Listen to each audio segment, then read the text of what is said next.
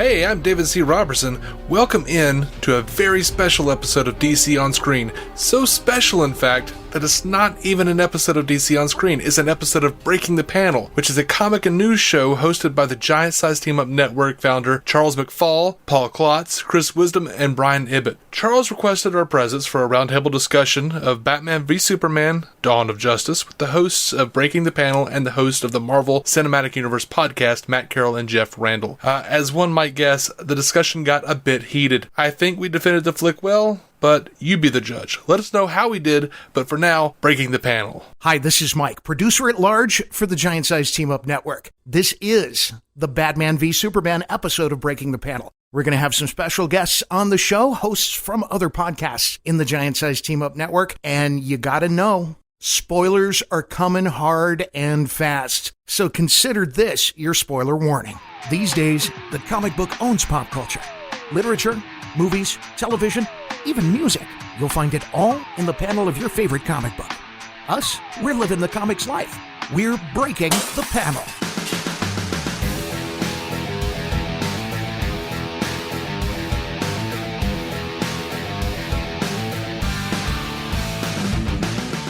This episode of Breaking the Panel is brought to you by Loot Crate. Spring is springing, so grab a map, your bag of holding, and some friends, because April's theme is Quest, with exclusive items from Labyrinth, Harry Potter, History Channel's Vikings, and Uncharted 4. And of course, we got our t-shirt and loot pen to help equip you for your adventures. Loot Crate is a monthly subscription box service for epic geek and gamer items, plus pop culture gear. And we here at the Giant Size Team Up Network love this thing to death. For less than $20 a month, you'll get 6 to 8 items that include licensed gear, apparel, collectibles, unique, one-of-a-kind items you're not going to get anywhere else, and even more than that. You've got until the 19th of every month at 9 p.m. Pacific to subscribe and get that month's crate. Then, once the cutoff happens, that's it, no more. So make sure you head over to lootcrate.com/Giant Size Team Up and enter code Giant Size Team Up to save $3 on any new subscription.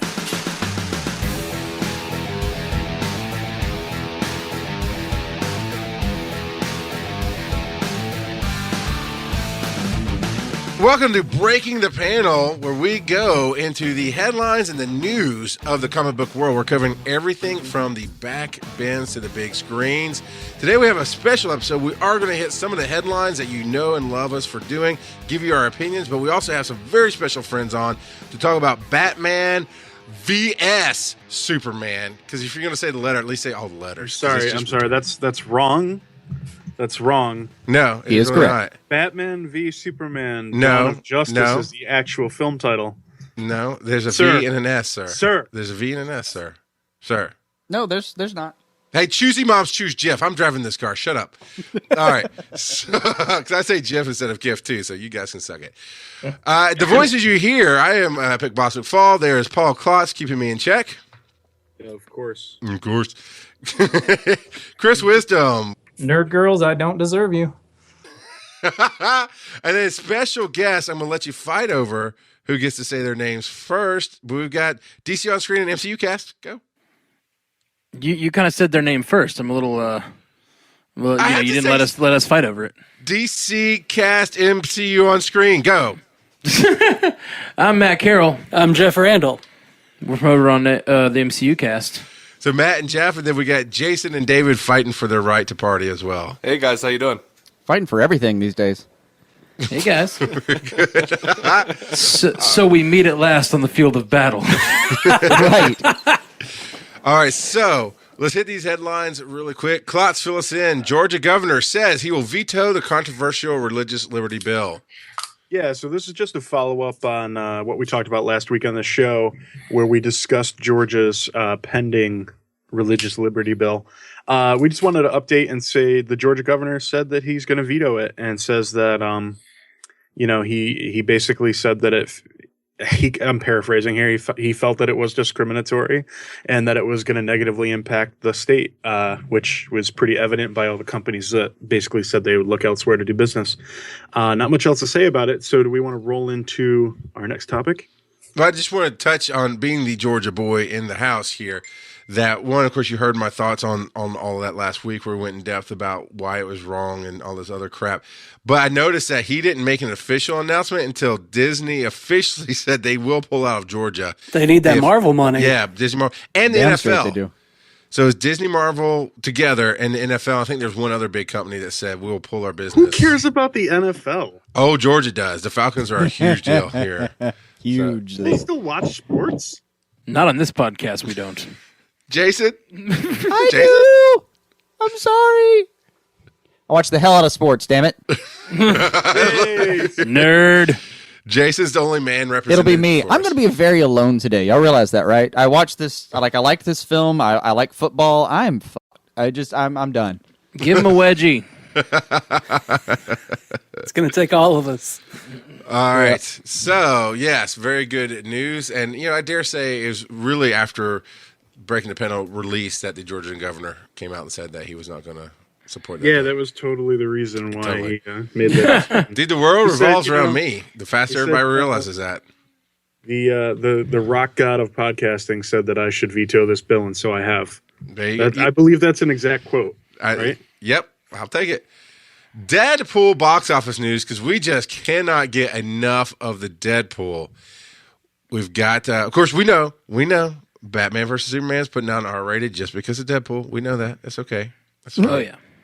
We know that Peter Pan, the next Peter Pan movie, is going to be R-rated as well. Deadpool, just so. Wait, there's another. For a split second, I believed you. I was like, wait, they're going to make another Peter Pan? And it's going to be R-rated? I think I might be down for that. Yeah, I think that might be worth. That might be the first one I'd watch. Yeah, no kidding. No, I tease Unless because it's like that awful Alan Moore version of Peter Pan from Lost Girls. There you go. That I don't need that in my life. So I tease because DC on Screen is in the house. I do listen to their show all the time, as I do with MCU Cast and the Blazing Defender Report and all those other shows that we have on Giant Size Team Up Network, giantsizeteamupnetwork.com. What? So, but we do know that, yes, of course, they had to film all the scenes that are going to go back into the movie long before Deadpool was a hit or even released. But it is bad timing. It just is. It's just bad timing. Like a week after Deadpool, that Warner Brothers goes, "Hey, guess what? There's going to be an R-rated version of Batman vs Superman on the Blu-ray." Yeah, they had to prep for it, but yeah. I swear, I think they just thought everyone would be really excited for their good judgment, and instead it became like, "Oh, you copycats!" Yeah. Well, That's kind of their MO, though. It's bad timing. Yeah. Okay. First of all, So for the listening audience, you don't even understand how many shots have been fired pre-recording from MCU Cast to DC on Screen. And First of all, no, That's just okay. hold it for the It's okay. fight. Hold We it can for the take fight. So Deadpool, somebody fill me on Deadpool. What's going on here? Long story short, has earned over 242 million worldwide box office numbers, which beats. Oh, I'm sorry, no, it's 246, which beats The Matrix Reloaded from 2003's 742. You mean 746 million? Did I say something? Yeah, you said completely 246. Like you did that over the weekend. I'm That's- stupid. Not very good. I was like, Avengers did that in their first weekend. So beat The Matrix Reloaded worldwide run. Very cool. Which held it, since 2003, over 10 years, which is pretty impressive, by the way, to hold that nowadays. So yeah, it's crushing still. It's got one record left to crush or to beat, and it should do it domestically. The Passion of the Christ still has it by $20 million. I think yet there's another. They've got that. They'll get that easily. It's still showing here, and I'm actually tempted to go again. And actually, to be honest, as much as I like Batman versus Superman, I'd probably go watch Deadpool for a third time before I went back to see this for a second time. Just because I can. Just because I can and it's there. Not because one's I better love than how the you're other. priming the pump for what's coming up. Batman versus Superman box office news. Of course, we're going to get into a general review, and there will be some spoilers later on after that. We'll let you know before that comes. But we are interested in how well it's doing, and is it going to be the film that it needs to be to build a universe? So, Chris, why don't you tell me about the Batman box office? All right. Well, It should today probably cross the $500 million worldwide mark, which is good, and we've seen it beating. I mean, it's got what, number one March opening, number one Easter weekend opening. So there's a lot of good records, but it also has one of those not so good records. Oh yeah, what's that? Yeah. On the back end of it, it also has the largest single weekend drop off. Oh wow, really? I want to say, was it 38% is what I read from the Friday to Sunday showing, which a lot of people have been blaming Easter for, but Easter Sunday can really screw that up. Yeah, how's that even a fair metric of measurement right now? Yeah. But here's what I don't like about that argument. Plenty of people saw Star Wars on Christmas. I'm just saying. But it's not fair. Christmas is still different. A lot of people go to movies specifically on Christmas. That's a tradition of many sorts. It's Star Wars, and it's also one of the only things that's open on Christmas. You know what I mean? Yeah. I'm just saying that the reasons that people are saying that you shouldn't count the Easter weekend, you should be saying the same thing about Christmas. Because plenty of kids only celebrate Easter for colored eggs, just the same way people celebrate Christmas for Christmas trees and presents. So, I mean, I hate to be anecdotal, but my family even had a tradition for years of every Christmas day. That was what we'd do. We'd hit the theaters for whatever bizarre rom-com Christmas comedy had hit the screen. Yeah, whatever you can figure out that covers all of the demographics in your family.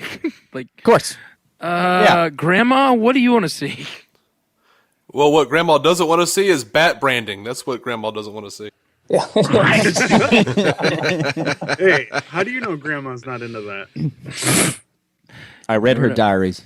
She may be a little too into that. Absolutely do not like the branding. So how are we doing on the numbers though with Batman versus Superman? Is it going to be a solid money making movie? Yeah, by the metrics they're using, it's on target right now to make 575 to 600 million by this weekend. So is that just domestic or worldwide? That's worldwide. Gotcha. It's earning about $30 million a day. Ask the DC on screen expert is the one who asked, is that domestic or worldwide? Aren't you guys like the resident? I haven't got to look at the numbers today. God, this is obviously on this. They don't record Why waste today. Yeah. All right. So Why waste a perfectly good piece of information? I like how it's I'm like phrased. out of town with like a makeshift situation here. I've got like nothing at my disposal. And I was doing this for you, Charles. I'm sorry. I Batman is just a man with tools. I'll be Oracle today. Right. It's cool. I figured that DC fans, like the DC on screen guys, would be crying over Box Office Mojo every day until it beat something else.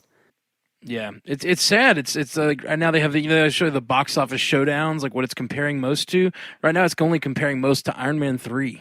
Wow, y'all are just being brutal. So I'm gonna prime the pump. I'm gonna come in on the DC side a little bit here, and I'm gonna throw Jeff Randall under the bus. Okay, Jeff Randall, Thursday morning of Batman vs Superman opening. This is where we'll get into talking about the movie here. The morning, it hadn't even opened in the U.S. anywhere. We're on the East Coast, and it's like 10 a.m. And Jeff Randall pops up. Oh, sorry, guys. You just don't have guys who can make movies in the DC universe. Sorry, it's getting a 32% Rotten Tomatoes. Like, dude, I it stand hasn't by even it. opened yet. Come on, I stand man. by it. I don't know, man. Every time my retort's going to be like, I saw Fantastic Four. I did. That's Fox. We're the Marvel Cinematic Universe podcast. I'm aware that it's not MCU. Be specific. Okay, yeah, Matt is claiming that they're the Marvel Cinematic Universe podcast until they're talking about Deadpool. Right. If I remember correctly, Deadpool is a Fox property. Oh yeah, we can't claim that one either. It was just a good movie. Yeah. That's why we didn't do our own podcast And about it. hey, you know what? I feel good anyway because I've read more Marvel comics than either one of you have in your life. Oh, that's true. That's true. I don't. Dave, don't drop that mic. You need it. And we're only getting I started. don't need to drop it. We're only getting started. All right, Paul Can't Klotz. afford another one. Paul Klotz, you just went and saw Batman versus Superman. Why don't you give me some impressions on it? Being hopefully the only other neutral party besides myself here. All right. Well, here's the thing. I've admitted before on the show, and I'll admit it again. I am definitely more familiar and a little bit more married to Marvel's content than I am DC's. That being said, I've always generally enjoyed DC stuff for the most part, though I have, taken cause at different points to levy some criticism.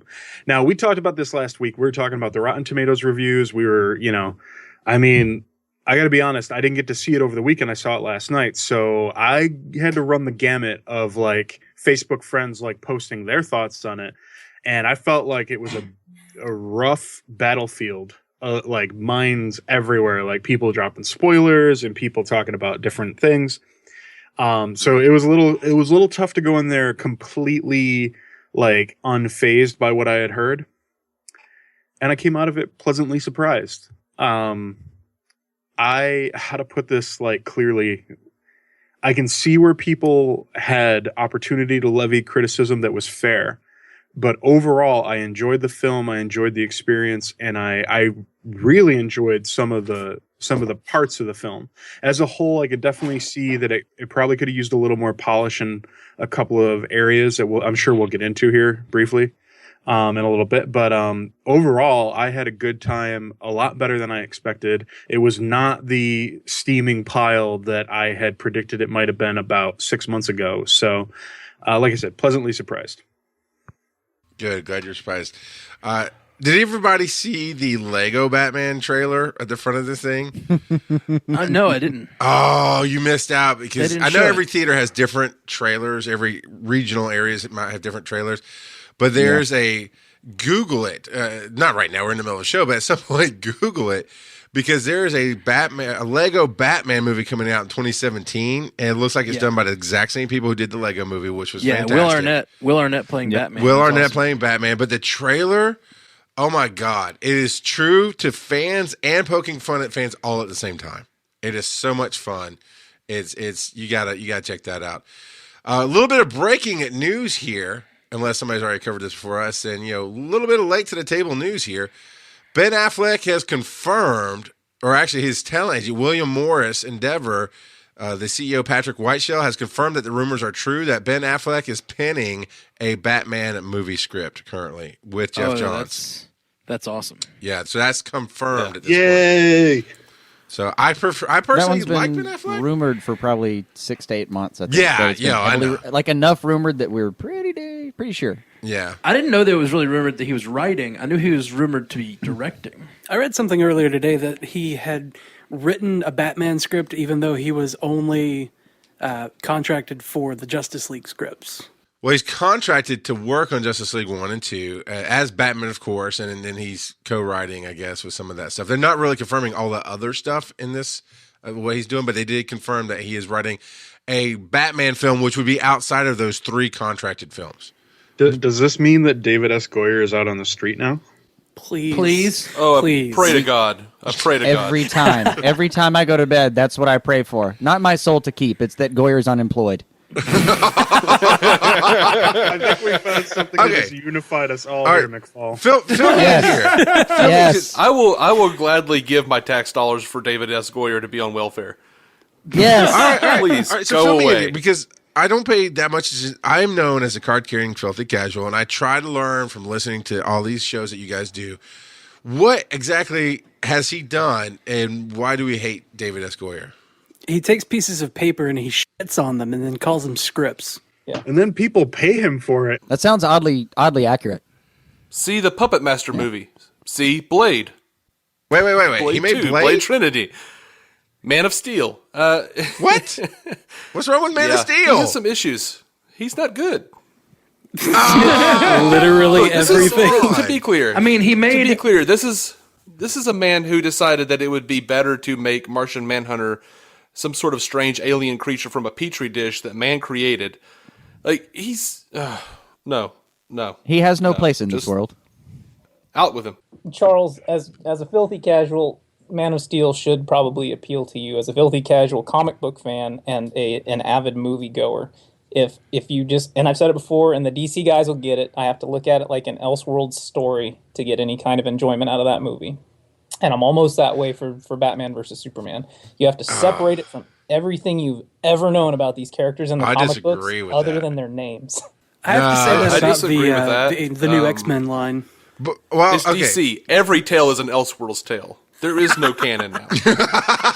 Yeah, they Dan DiDio has taken that from us. There's no such thing anymore. Yeah, this is true. So okay, Man of Steel aside, I was listening to DC on Screen recently, and you guys talked about Suicide Squad cast. So I went and checked them out, and I listened to their episode on Man of Steel.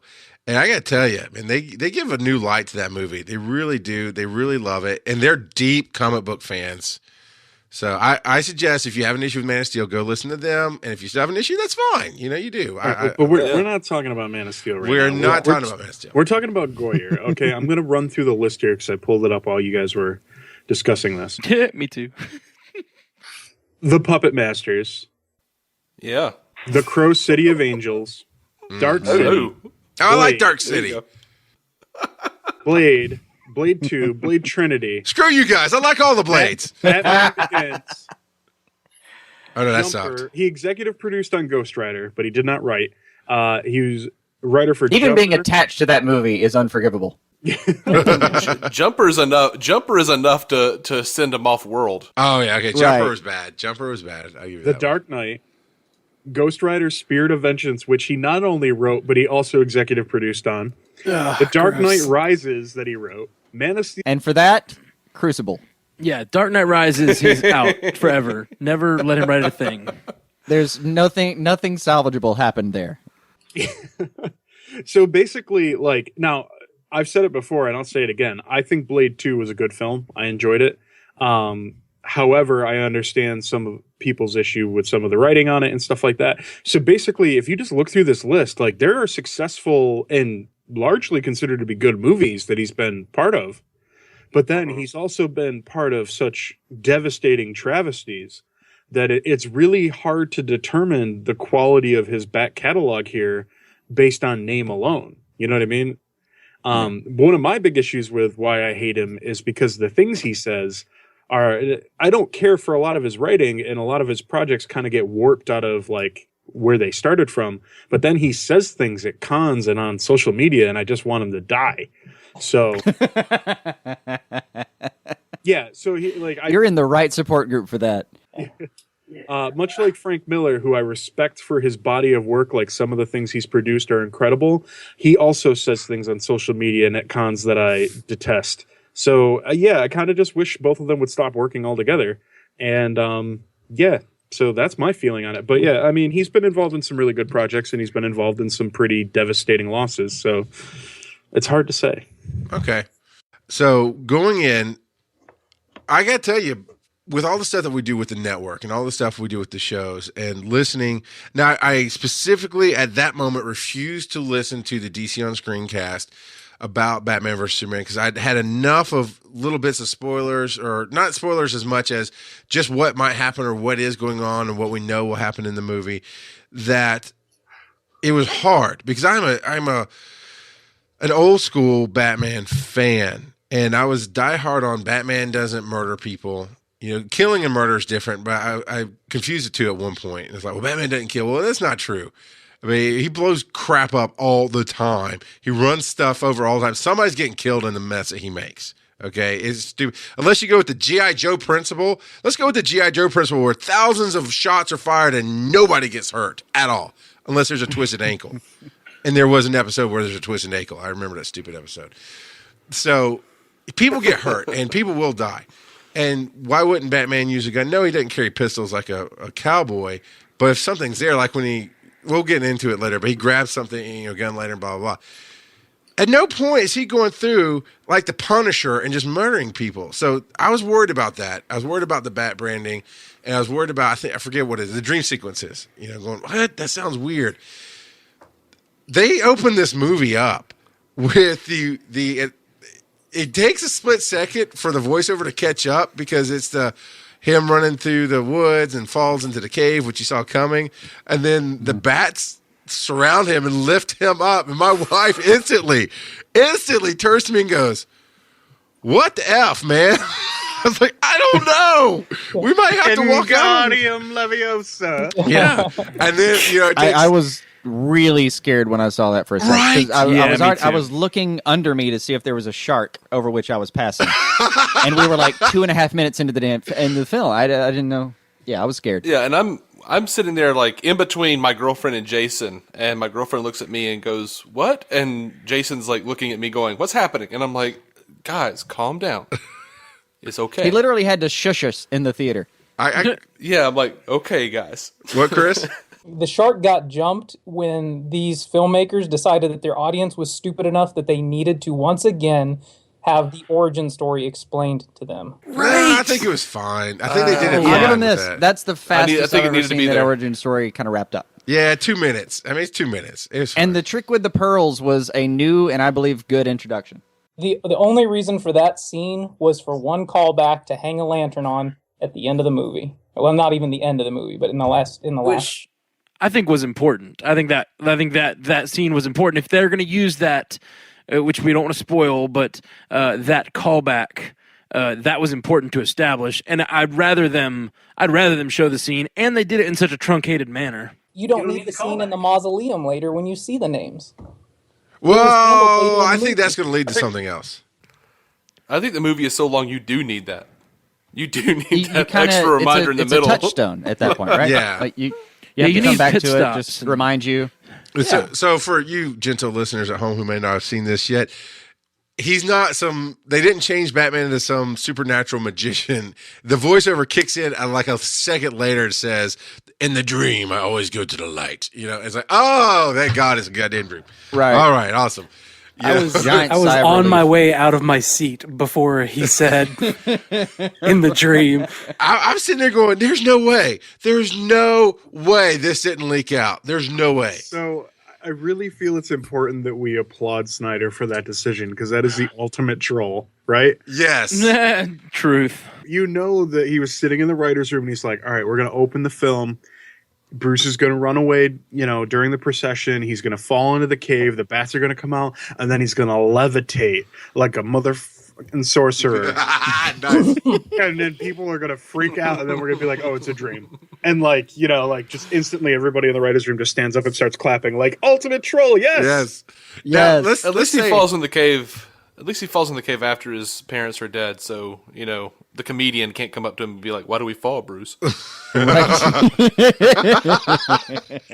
dude, the casting of his parents, I didn't notice it until the end credits, but Maggie from The Walking Dead was his mom. Yep. Yeah. Yeah. Oh, wow.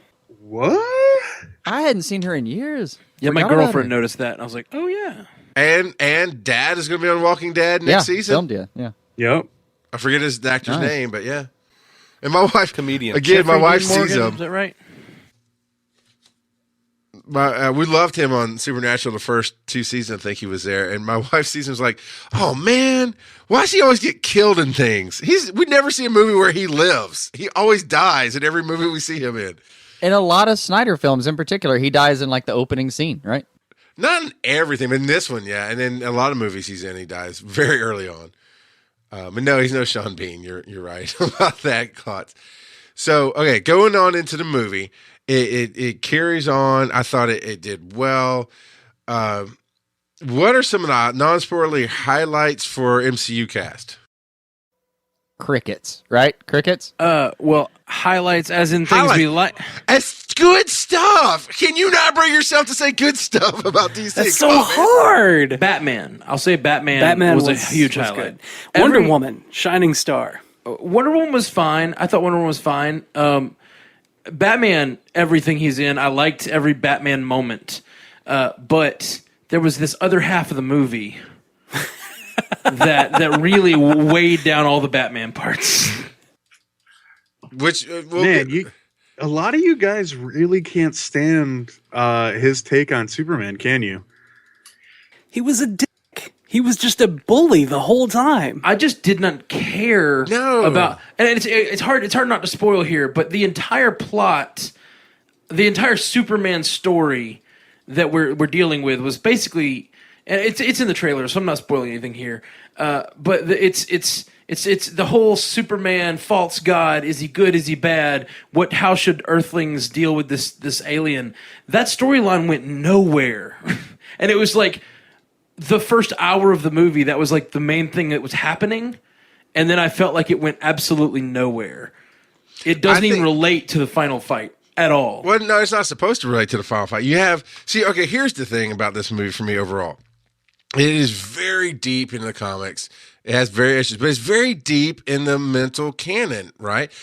He expects you to assign real world values to these heroes. Bruce Wayne, and they use Alfred to help bring some of that out, and they use Lois Lane to help bring some of the other stuff out for Superman.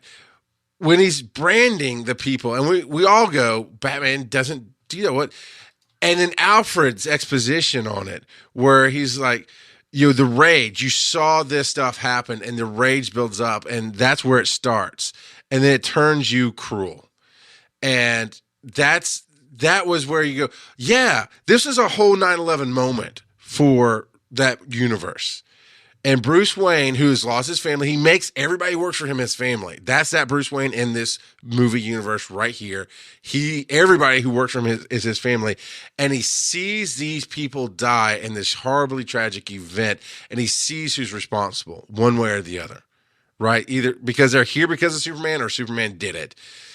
That is one thing that I have to say, like, during the film, I thought about that, like, in the moment, saying, I really like that they're actually putting consequences to the big last half of Man of Steel. Absolutely. Like, they're actually making it to where, like, we understand, like, people were dying horribly. Yeah. Here's something. There's a reason that we can't let this happen. Here's something I hated about that, though. This whole desert scene that they added in, where no, I'm sorry. The desert scene where Superman goes to save Lois. Oh, yeah. Uh-huh. That was such a useless scene. And they made that whole the whole courtroom scene and they were talking about that as if that was what they were putting him on trial for. Why did the directors and writers have to make the decision to put him on trial for that instead of just putting him on trial for what happened in the first movie? Well, I will correct a few things there. I think, again, it's real world values, and governmental politics gets things wrong all the time. And it was not a trial. It was investigative committee. We're trying to get down to the bottom. It's Benghazi, man. It's all this other stuff that hits the news where no things of consequence in real life come out of this. It's a bunch of blowhards showing off for the cameras, trying to get some information until the American public gets tired of it. And I think it was 18 months later. If we're really putting him on trial 18 months later, right after that happened, and we know who he is and where he came from, that wouldn't fit. I think it was a red herring. It was to disguise all this stuff so later on when you see what Lex has done, not Lexus, we're not sponsored by Lexus today, but what Lex Luthor has done, and you go, I think the whole bullet thing was a red herring. I think it was to keep the audience who doesn't think that critically chasing rabbits, as Lois Lane did. She chased rabbits throughout most of that movie. 40 minutes of the movie was a red herring. I do not like that at all. That's bad movie making. I think that scene. I think there was some footage we lost to the editing room floor that further explains that scene, because you go from Superman going in and busting up this compound that's manned by villains, low level though they may be, they're still bad guys. Yeah. Lex's guys kill these guys, and then for some reason later in the movie they tell me that Superman went in there and it caused all these people to die, and I'm like, who cares? If it's citizens that died because of it, then tell me that or show me that, explain it better. But that was what was implied by the African woman's right, because the testimony. backlash was her government came through the villages, or whoever it was came through the villages and then killed innocent citizens because of what happened there. Absolutely. But you never saw that because they don't want Superman's actions to actually look like they had negative consequences, because they don't have the balls to say, hey, Superman did a thing and it had questionable morality. Well, technically, he Superman didn't do was it. still No, perfect. absolutely not. He didn't do absolutely it. not. We have already done that. It was called Man of Steel. And then they didn't touch They on didn't why have aren't to they show us that scene again. And also, they did have negative consequences, and they did have the balls to point that out. Otherwise, we wouldn't have got that, the drowning horses scene. Yeah, but it's different. Yeah. Drowning horses. Like most of the film was basically him paying atonement for the previous film, and that's what they've been building to. Is they've made him a Jesus figure, and that's part of the arc of a Jesus figure. Is you have to actually pay the ultimate atonement. Without that, the whole thing's lost. Now, that's how they're building it. That's part of what they're setting up for the rest of the universe. I agree. Now, hasn't Superman been known as like the last Boy Scout or the greatest Boy Scout before? Yep.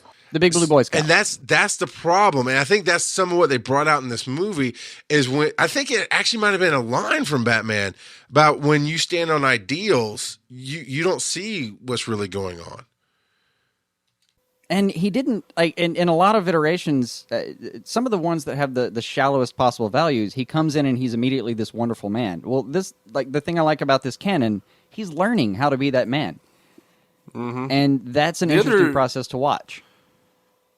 The other issue here is everyone who's sitting around saying this Superman is grumpy, this Superman's a jerk, he's a dick, are the same people who are going to be complaining if they put up Christopher Reeve for us. And they'd be like, oh, well, he's so pristine, he's not relatable. We've done Richard Donner. This is a time for a new thing. Go ahead, Chris. That's it. No, I'm just saying I wouldn't. I'm in the camp. I'm in the first part of that camp, but I'm not in the disagree with Christopher Reeve camp. Well, I think that the backlash to Superman inherently is that we've always known him as this super good, super saccharine sweet guy who's, he is always that. And what we're getting here is a reality-based, this man, yeah, he is a man of steel, but he's still a man who was raised as a human on this planet in fear of somebody would discover who he was. And we got all that in Man of Steel. And he was never really taught one core set of principles, right? His dad told him one thing, his mom told him something else. And then he discovers his whole Kryptonian heritage and what they want. They want him to be a god on this planet. And not in the Red Sun kind of way, but in remake it in their image kind. Yeah. The kind that for us would be true evil. Right. So it's he's torn between and he's figuring these things out. And come on, has nobody here ever done something they thought, we're all podcasters, so this is one little area to put it. Hey, our audience is going to love this, and yet do something, and all of a sudden they backlash on you, like, whoa, right? What? No, we've never made a mistake. Yeah, ours I didn't say mistake. Never have a problem. Everything we do. All right, Chris Jeff has a Wisdom. 100% rating on Rotten Tomatoes. Chris Wisdom, what did you like about this film? I'll tell you, my favorite thing of the film is such a little thing. I went and saw it in 3D IMAX. Okay. And at the beginning of the movie, when they're in the Indian Ocean, and they go to they pull the kryptonite rock out of the ocean. Right. That is the most beautiful piece of cinematography in that whole movie. And to see it in IMAX 3D, it's like watching a nature movie, like IMAX was intended to be. I looked at my buddy and I'm like, this is going to sound stupid, but that was the best part of the movie. Chris. Sorry. That's the best part of the movie for me. The other stuff. It's okay. We can help you. No. I mean, the DP on this thing deserves awards. Don't get me wrong, but there's more going on. There's not for the first hour and 15 minutes. There is, because you have to get through the first hour to be rewarded by the second hour and a half. Wait, you guys cannot talk about the beginning of this movie and still talk about Iron Man 1. That slow as hell to get started. I love Iron Man 1. I love Iron Man. What are you talking about? That is an amazing first 20 minutes. No, sir. No, sir. The first 2 minutes. I said good day, sir. Tony Stark is being blown up by his own bomb. It's a beautiful first 20 minutes. They do it. They shoot it beautifully. The AC/DC's playing and the exploding of his chest, and then they do a reverse time lapse thing, and they go back. They do the same thing with Batman. We get to watch the destruction of the buildings from a whole different point of view. We get them. He drives the Bat Lorry through the streets. It's awesome. I love Iron Man. The Bat Jeep. But I will say the cinematography on Iron Man, when even with the new Marvel movies, sucks balls. It sucks. It looks like a TV movie. Go back and look at it, guys. It's not good. Oh, I'm not denying that. I'm not denying Zack Snyder shoots beautiful footage. He knows how to make a shot work. He does. Yeah, he can do really great sepia toned work. I mean, It's like he I brought can look at a Instagram to still frame life. from Watchmen for like 20 minutes. Yeah. Hey, I've already made enough comments about how Zack Snyder's the only director I know that shoots an Instagram. All right. So let's talk about the future, and then we're going to get into some spoilers. So we can transition slowly here. Do we feel like Ben Affleck, in the world of all the Batmen that there have been, that he was a good Batman? 100%. Yes. Yeah. Yep. The best. Across the board, look at that. I agree. Now, what was funny is my wife's like, now, guys, okay, she's really a filthy casual, so you can hate on her. She's tougher than you, and she'll beat the crap out of you, but you can hate on her all you want. But she said, I like that other guy. I said, Christian Bale. She said, yeah, I kind of liked him a little better, because in her opinion, Bruce Wayne is supposed to be like super hot, and all the women want him, and Batman was supposed to be this badass, and she has a hard time seeing Ben Affleck as hot or badass. I'm like, fair enough, I guess. A guy who did Geely is kind of hard to see as a badass. I thought he did well. See, here's what I loved about this Batman. For the first time ever, I have seen the psychological, and Jason, you correct my phrasing if I'm wrong, but the psychological effect of the fact that he is both people at the same time, always. There's not. You actually see a smooth transition instead of the Bale transition that was just discordant. I want to use that and just drop it there. But this guy went from being Bruce Wayne the playboy who's had too many martinis to Bruce Wayne the detective to Bruce Wayne the guy who's Batman in a mask seamlessly. Yes, because it was always who he was across the board, as opposed to George Clooney, who was Bruce Wayne and pretended to be Batman, or as opposed to Val Kilmer, who was Batman and pretended to be Bruce Wayne. I didn't like the on-off switch. It never felt right to me, because as a human being, these are all part of who you are. And yes, when he was doing I thought this is the bathroom. I mean, and then immediately went back to doing his spy work, and that was really cool. My favorite thing about Batfleck was that he didn't spend 8 years in a mansion crying about a girl who didn't even like him. Right, with a bad Green Arrow beard. All right. So Alfred, my wife did not really care for Alfred because she's used to seeing him in, as she quotes, leadership roles. I thought it was good. What's your take on Alfred? He's my favorite Alfred so far. He's wonderful. It's Jeremy freaking Irons. Like, it's Jeremy Irons. What are we going to do here? What are we going to critique? I mean, this wasn't the Dungeons and Dragons movie where I was embarrassed for him. Yeah, I mean, okay, so this is clearly, the older, more jaded Batman / Bruce, and we got with it the older, slightly more jaded Alfred, and I'm fine with that. I think it was, and I don't mean older like physically older, because obviously, like, not dawdling at all. Because the Alfred from the first couple modern Batman films, yeah, exactly. The Alfred back then was quite a bit older, but you get what I mean. Like, he's tired. They're both tired. They've been doing this forever. You can see the fatigue and everything is built up, even though, Alfred still continues to be a little bit of Bruce's humanity, Oh, and for us, definitely as an audience, he brought us through, like, with the branding moment and pointing out you're doing things you don't normally do. Mm-hmm. I like that about him. The thing that struck me the most about his performance was you can tell this is a guy who's been watching the boy he cares about try to get himself killed for like 30 years. Yeah. You feel that coming out of him, and that's important. He's also and now suddenly he's trying to kill others. Right. What, David? And I said, and now suddenly this boy that he's been worried about for this long is now trying to kill others, and he's trying to step up and stop that from happening. I also think he seems to have really gotten to the point where he's given up trying to save Bruce. A little bit. There's a little bit of like he almost has a levity about his calling out of Bruce's. Like you're ever gonna have children, whatever. that's all past. I gave up on that. He's not really going to listen, but he's not going to not say it. Yes. That line was actually from Dark Knight Returns. Yeah. That was good. What took me a minute? Okay, so going back to what I was saying before, being on the network and doing all the work we do, usually I can go into these films, and with the Marvel films, it's a lot easier because for whatever reason I don't get as much information. Maybe because a lot of Marvel films come out and they don't spoil as much.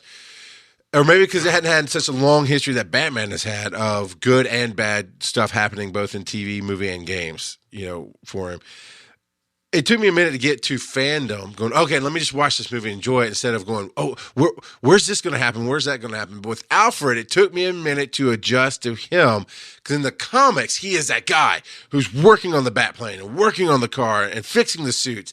And I remember that from the comics, but I've never gotten that on the screen ever. So to see Jeremy Irons elbows deep into fixing the cowl or being in the engine of the car, I was like, but where's the tea and the tie that all the other Alfreds had? I like you, but it took me a minute to adjust. But I love that they still brought has that out. time.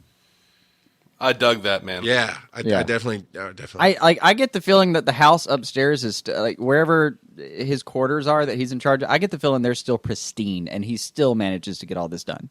Yeah, just deadly competent. I love the actor on Agent Carter, but this butler will whoop his butler's ass any day. I'm just saying. I love Mr. Jarvis. I do, and he's great, but Alfred is Alfred. Yeah, cool cat. Well, Alfred in this one is not necessarily supposed to be a butler. I think he's the some partner. of the interviews were like he was supposed to be the Wayne head of security and just kind of stuck around. All right. That's not really canon, but I'll take it. I'm talking about Batman versus Superman.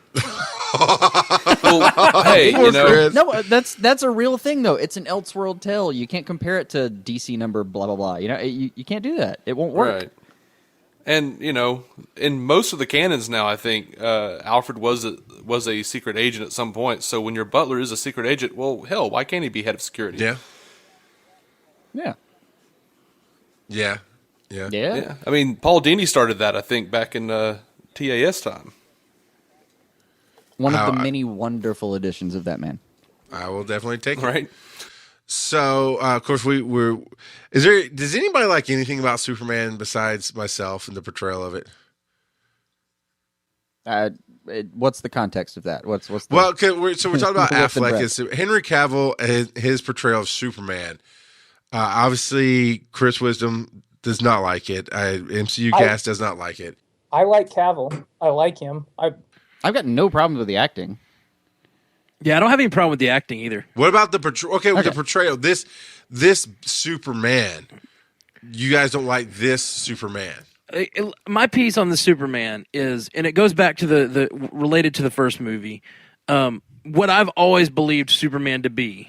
In every incarnation, I mean, sure, there's all kinds of Elseworld tales, but the core of Superman to me is he's an alien with all power whose parents expected him to rule this earth, and then he comes to Earth and he's raised by a Kansas family who trains him to be a good man, not just a good powerful man, but a good man. Sure. And in this story, I don't think his parents taught him anything moral at all. They taught him to hide, and the only time he ever he finally comes out of the shadows when his Kryptonian father comes around. But there's just no even unto death. His father's just hide, just don't tell them who you are because I want to protect you above all things. It's a very selfish sort of I want to protect my child, right? And I get that. Obviously, but from his perspective, that's a hard thing. That was the nice thing about what they did with the Kents, though, is they finally gave the Kents. They weren't the angels themselves anymore. They were people who actually loved their son and would really sacrifice pretty much any damn thing for it. And that was a nice thing to see a tweak on. So you still get to see them. And look back, man, they really did teach him morals. They also just taught him a little bit of self-preservation. And his dad killed himself. About where to draw the line. Pa Kent sacrificed himself in Man of Steel to keep the secret. To save a dog and to keep the secret. To keep yes, no, I'm pissed off here's about the dog problem. too. But here's the problem with the whole Twister scene. Freaking why didn't I understand don't come because you're gonna reveal your secret. But why did he go instead of Clark in the first place? I don't know. Yeah. There's no reason. It'll just look like you survived something crazy, but you can just walk out there and retrieve the dog with no risk to yourself. But I'm gonna do it. I've got this. So the human. I'm gonna walk out there to the Twister. I have a number of seriously, I have a litany of problems with that scene, and I promise we'll all be in accord with those problems. Like, it's a ridiculous scene. But where it leaves Clark Kent afterwards is he realizes that to his father, to a human, to the person he's looked up to the person he's supposed to learn morals from, that even a dog was worth saving. And that's important. Like, that huge sacrifice for such a small effort or huge effort, really. That's important, I think, to Superman. How does that lesson correlate with that busload of kids? You should have let them drown. No, he said maybe. He doesn't never said say you should have drowned. He said maybe. Like, to me, that's not you should have, because if he meant you should have, he would have said you should have. He said maybe, which to me indicated, look, I know I'm your father and I'm supposed to know everything, but I really don't know. This is beyond any of us. It's his new territory. Ambiguity in that statement. I totally agree. To me, Pa Kent should have never, ever said maybe on that. But that's unrealistic. We're going to play this back in about 15 years when y'all have, well, Chris, you already got youngins, but in about 10 years for you, 15 for me. You'll see. I'm just saying. There's ambiguity. You can't be that person every time. Sometimes you're unsure. Yep. I'm going to jump in here Look. and bring up something that I've brought up in the past. I believe we talked about Man of Steel in the past. Chris and I got into it a little bit. The old Superman story has been told. Kind of like the old Spider-Man story has been told, so on and so forth. Like everybody talks about the Uncle Ben thing. How many times do we get a Spider-Man movie and Uncle Ben dies? Every time. Right. The reality is we're talking about storytelling in the modern age. And I think it's important to acknowledge the fact that people who are writing these films and TV shows to a certain extent are going to try to approach it from our perspective nowadays. Yeah. The old school Superman story, the old school Spider-Man story that was written in a time where people were more idealistic. The old school Batman stories. Same thing. Even that. And by the way, the oldest school Batman stories are very deadly. Just to be absolutely clear about that. Yeah. That dude killed. Yeah, he's snapping necks, guys. He's snapping necks. He's throwing people off of things. He's shooting people in the face. Like, it's the Silver Age that people are really referring to when they say, like, oh, he wouldn't kill. All right. Well, here, let me finish the thought here, because this is the reality.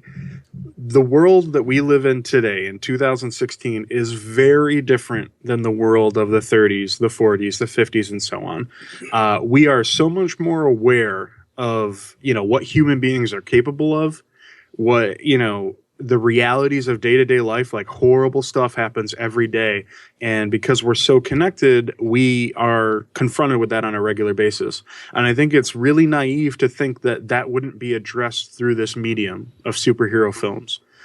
So I think the modern Pa Kent, who is a little more jaded, a little more cynical, absolutely fits into the modern reality that we face. This is a guy who has seen, because if we replace the story to the timetable that's established in these films, this is a man who's seen, the civil rights movement.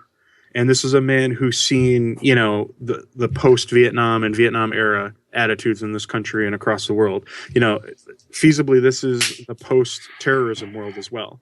You know what I mean? Mm-hmm. This is someone who's been exposed to stuff that, the classic Pa Kent maybe didn't have to deal with. You know what I mean?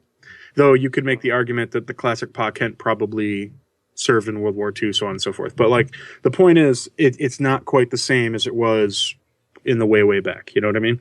Even then, like, most people would call World War II the last righteous war, so to speak.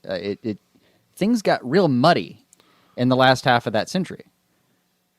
And even then, though, even that last righteous war, you have Superman with out-and-out racism in the comic books. So, Captain America? Yeah. Are we really gonna dear God, keep, Wonder Woman, hammering away at which parts of these characters are the essence? Because even if Superman were as hopeful, and I was about to make the same point that he just made, if Superman were that hopeful character, how would he react to this time, to this cynical, jaded time? Like, of course he's going to be a little grumpy. Of course he's going to be a little sad. He would pull a that Dr. Manhattan and go hang out on a rock, Right. Half the people on Earth think he's responsible for a bunch of crap that he wasn't responsible for. Right. And I think it's perfectly okay for him to be a little mopey and to tell Lois, the one person he really truly loves aside from his mother, people aren't good on Earth anymore. That's fine. He sacks up by the end. Come on. I don't take issue with self-doubt in my superheroes, but I mean, Paul, so what you're telling me is the only way to be a hero in today's society, because of everything bad that's happened, is to have no hope, not to try and he not to try and questions. rise above it and to help everybody. It has to be. What I'm saying No, is the film got Paul it right. Kent- He said, "You aren't brave, men are brave." Like people who have to face what men have to face. Right. That's where you get the reward of integrity and bravery. Breathe it in. I think the film addressed it. I mean, the other part And Paul is, Kent, Paul Kent, spoilers, Paul Kent's dead. I don't know if any of us can really understand the perspective of a godlike being who, as powerful as he is, he can't be in every place at every time. He can't prevent every, horrible atrocity, every horrific act, every, senseless loss. That's a lot of weight to carry. And then to have tried, to be confronted with the situation in Man of Steel where, your fellow Kryptonians show up out of nowhere and are trying to kill you, and they're willing to destroy basically anybody that gets in their way in order to do it. And they have no value in those lives that you do value. We can't understand that weight. We can understand it philosophically to a certain degree, but that's really hard to represent in a character that has to carry that weight day to day. And still, It's hard to relate that character to an audience too. And, And to answer your point, Chris, he still had hope. There was the montage of him saving the people in the flood and this and that and the other. And when he was still doing his job, because he's always listening, right? And he's at the party with Bruce Wayne and Lex Luthor, and he hears the Alfred speaking to Bruce Wayne through the earpiece. He starts to follow him and then gets distracted by the TV with the fire breaking out in Mexico. And he goes and saves those. Actually, it's not people. It was like one person he ended up saving out of that thing. One little girl. Yeah. That was it. One little girl. And that's the hope. And I think it's him struggling That's the with that question. The Superman that all just reduces us to tears. And he stood there while they blew up the Senate hearing, which was actually pretty damn good. But he blew up. And he sat there and goes, and the question for himself was, I missed it maybe because I wasn't looking for it. Mm-hmm. Yeah. And I don't know. I think it's trying to relate him to the struggle of us all. One more character before we really, really, really get into spoilers. I think we've dropped a few little spoilers there. Little? Yeah, Lex Luthor. Lex Luthor. What's our take on him? I'll go with wisdom. I think this is another one where we're missing stuff from the movie to see character development. You mean missing scenes? Missing scenes Right. from the movie. Okay. I think there's big stuff missing, and why he says things later in the movie that you're like in the reviews. Everybody's attributing, well, he's crazy. He's got all these weird tics. I think there's reasons for it that we're not privy to in this cut of the movie. Yeah, have you guys seen the deleted scene that came out today? No, I'm avoiding it. I'm just going to buy that Not Blu-ray. the one today.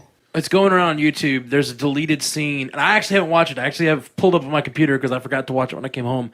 But it's apparently, I've just heard people talking about it on podcasts, about Lex Luthor somehow communicating with an alien on a through the ship, and somehow he gets something downloaded into his brain, and he starts ticking and stuff. So, like, I think you're right. I think that's like they released that scene today. It's almost like an apology. Like, we probably should have put this in the movie. Here you go. Yeah. Okay. Yeah, but then it would have been 4 hours long, and It's only a 40-second long scene, and it apparently fixes some stuff. But yeah. Well, hopefully they'll put that on the Blu-ray for sure. I read Luthor as what I believe him to be always, is this super genius. I never quite liked the animated take on Luthor of, I can't remember, the guy who played the Phantom, the voice, where he played the character of the Phantom in the 1990s. Billy Zane, yeah, he's the voice of most of the Luthors that I've seen in animation. So Billy Zane, his take on it was always this stoic, you can't touch me, Superman. And he is smartest. He's the smartest man in the world in that universe, or one of. And he's a criminal genius. And so when I saw like the speech at the party and he loses his train of thought, I think he's thinking about a bunch of things at once. And that was my take on it until the end where he's a little crazy when they shave his head and put him in the jail cell. That missed. I figure by that point he's had a few planets worth of extra knowledge shoved into his brain, and as much of a, and I'm going to quote, 12th level intellect as he apparently is. Yeah, like that's gonna roll you a different way, man. Sure, we don't know that, right? Well,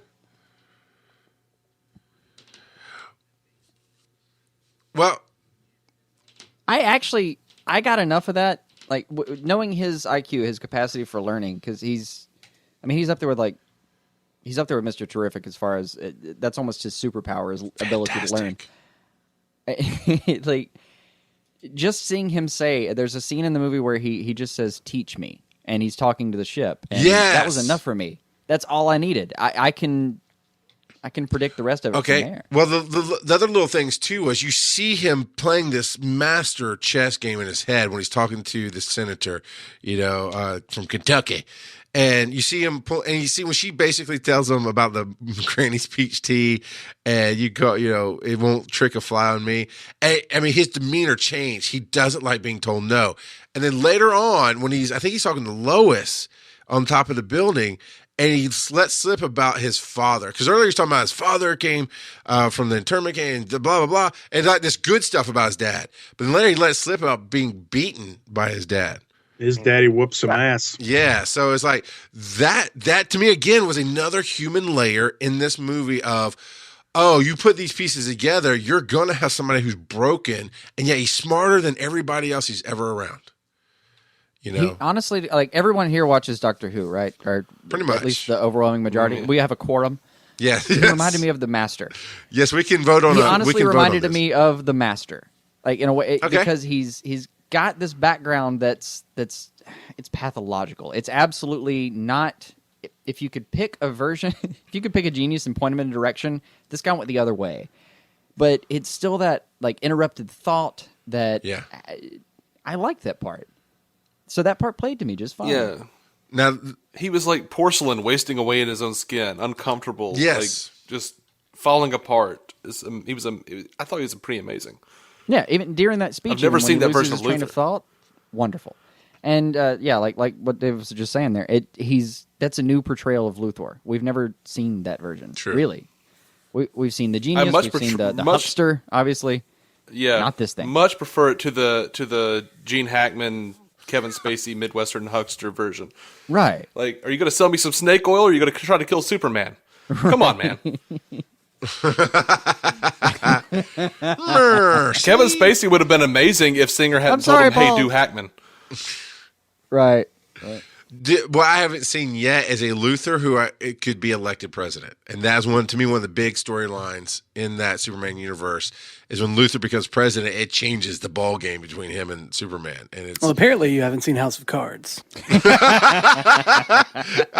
not what I'm talking about. No, he's right though. I swear, mentally, I think of it that way. I really do. Okay, all right. When Kevin Spacey was announced as Luthor in Superman Returns, I was so excited because that's exactly what I wanted. I wanted that Clancy Brown Superman TAS version, and then they just didn't do it. Singer was like, "No, do Hackman." Oh, okay. Yeah. Are you sure you don't want me to act well? No, just do that. Yeah. Okay. But I can, right? Yeah, don't worry about it. Yeah, but I'm Spacey. I can sell anything to anybody. Why do you want me to do that? Okay. So, yeah. Which, by the way, Gene Hackman is an amazing actor. I don't know why they wanted him to play that character that way either. I don't understand. I don't get it either. I mean, you go watch Unforgiven. Oh, my Lord. Lord, yeah. Lord of Jesus. No one's going to knock on these, their ability to actually pull off a role. It's like the directors are like, this is a comic book movie. You guys should act badly. Okay. All right. Or what was the sarcastic thing that I'm sorry, Batman Forever, was it Schumacher? No, not Schumacher. Dear God. Dave, help me. Who directed that was Schumacher and Batman Forever. Schumacher? Yeah. Thank you. Forever and Batman and Robin. Having a lapse, I apologize. But didn't he used to go through the set going, "We're making a cartoon, blah blah blah," but it wasn't. Oh yeah, his very fault. Sarcastically, he would walk around going, "Remember, children, we're making a cartoon." Yeah, he had gotten notes from the executives. Right. Yeah, he was basically, this wasn't the film he wanted to make. No, that's crap. I feel like that's a lot of what people are handed these days. And if you doubt that, go look at Number 23 or Enemy of the State or what. Her Falling Down. Anything else that Schumacher's done. I mean, he can get really dark. Dude can make a film. He can mock some shoes. No? Okay. So, he can do that as well. Wonder Woman. How do we feel about Wonder Woman? And no funniness about your pants, Wisdom. What? I just have to say, she was quite the gal. Oh. Boo on you. You got that right. Well, I thought she was fantastic. So my big reservation when they announced that she was going to be in this, first of all, the casting I've always been pleased with. I've mentioned that before on the show. Big fan. She played the character well as far as how much we know about the character so far, in my opinion. But I was really worried about how she was going to be once she was in the getup. And those concerns have been squashed, man. I was really impressed. The big thing for me is that she was very believable. Despite being in the skimpy-ass Wonder Woman outfit, it was believable. It made sense to me. Like, it didn't feel completely out of place in the world. It was just like, it was a throwback, clearly, but she had kind of prefaced that by saying, that she had kind of hidden for a while. So it was cool. I dug it quite a bit.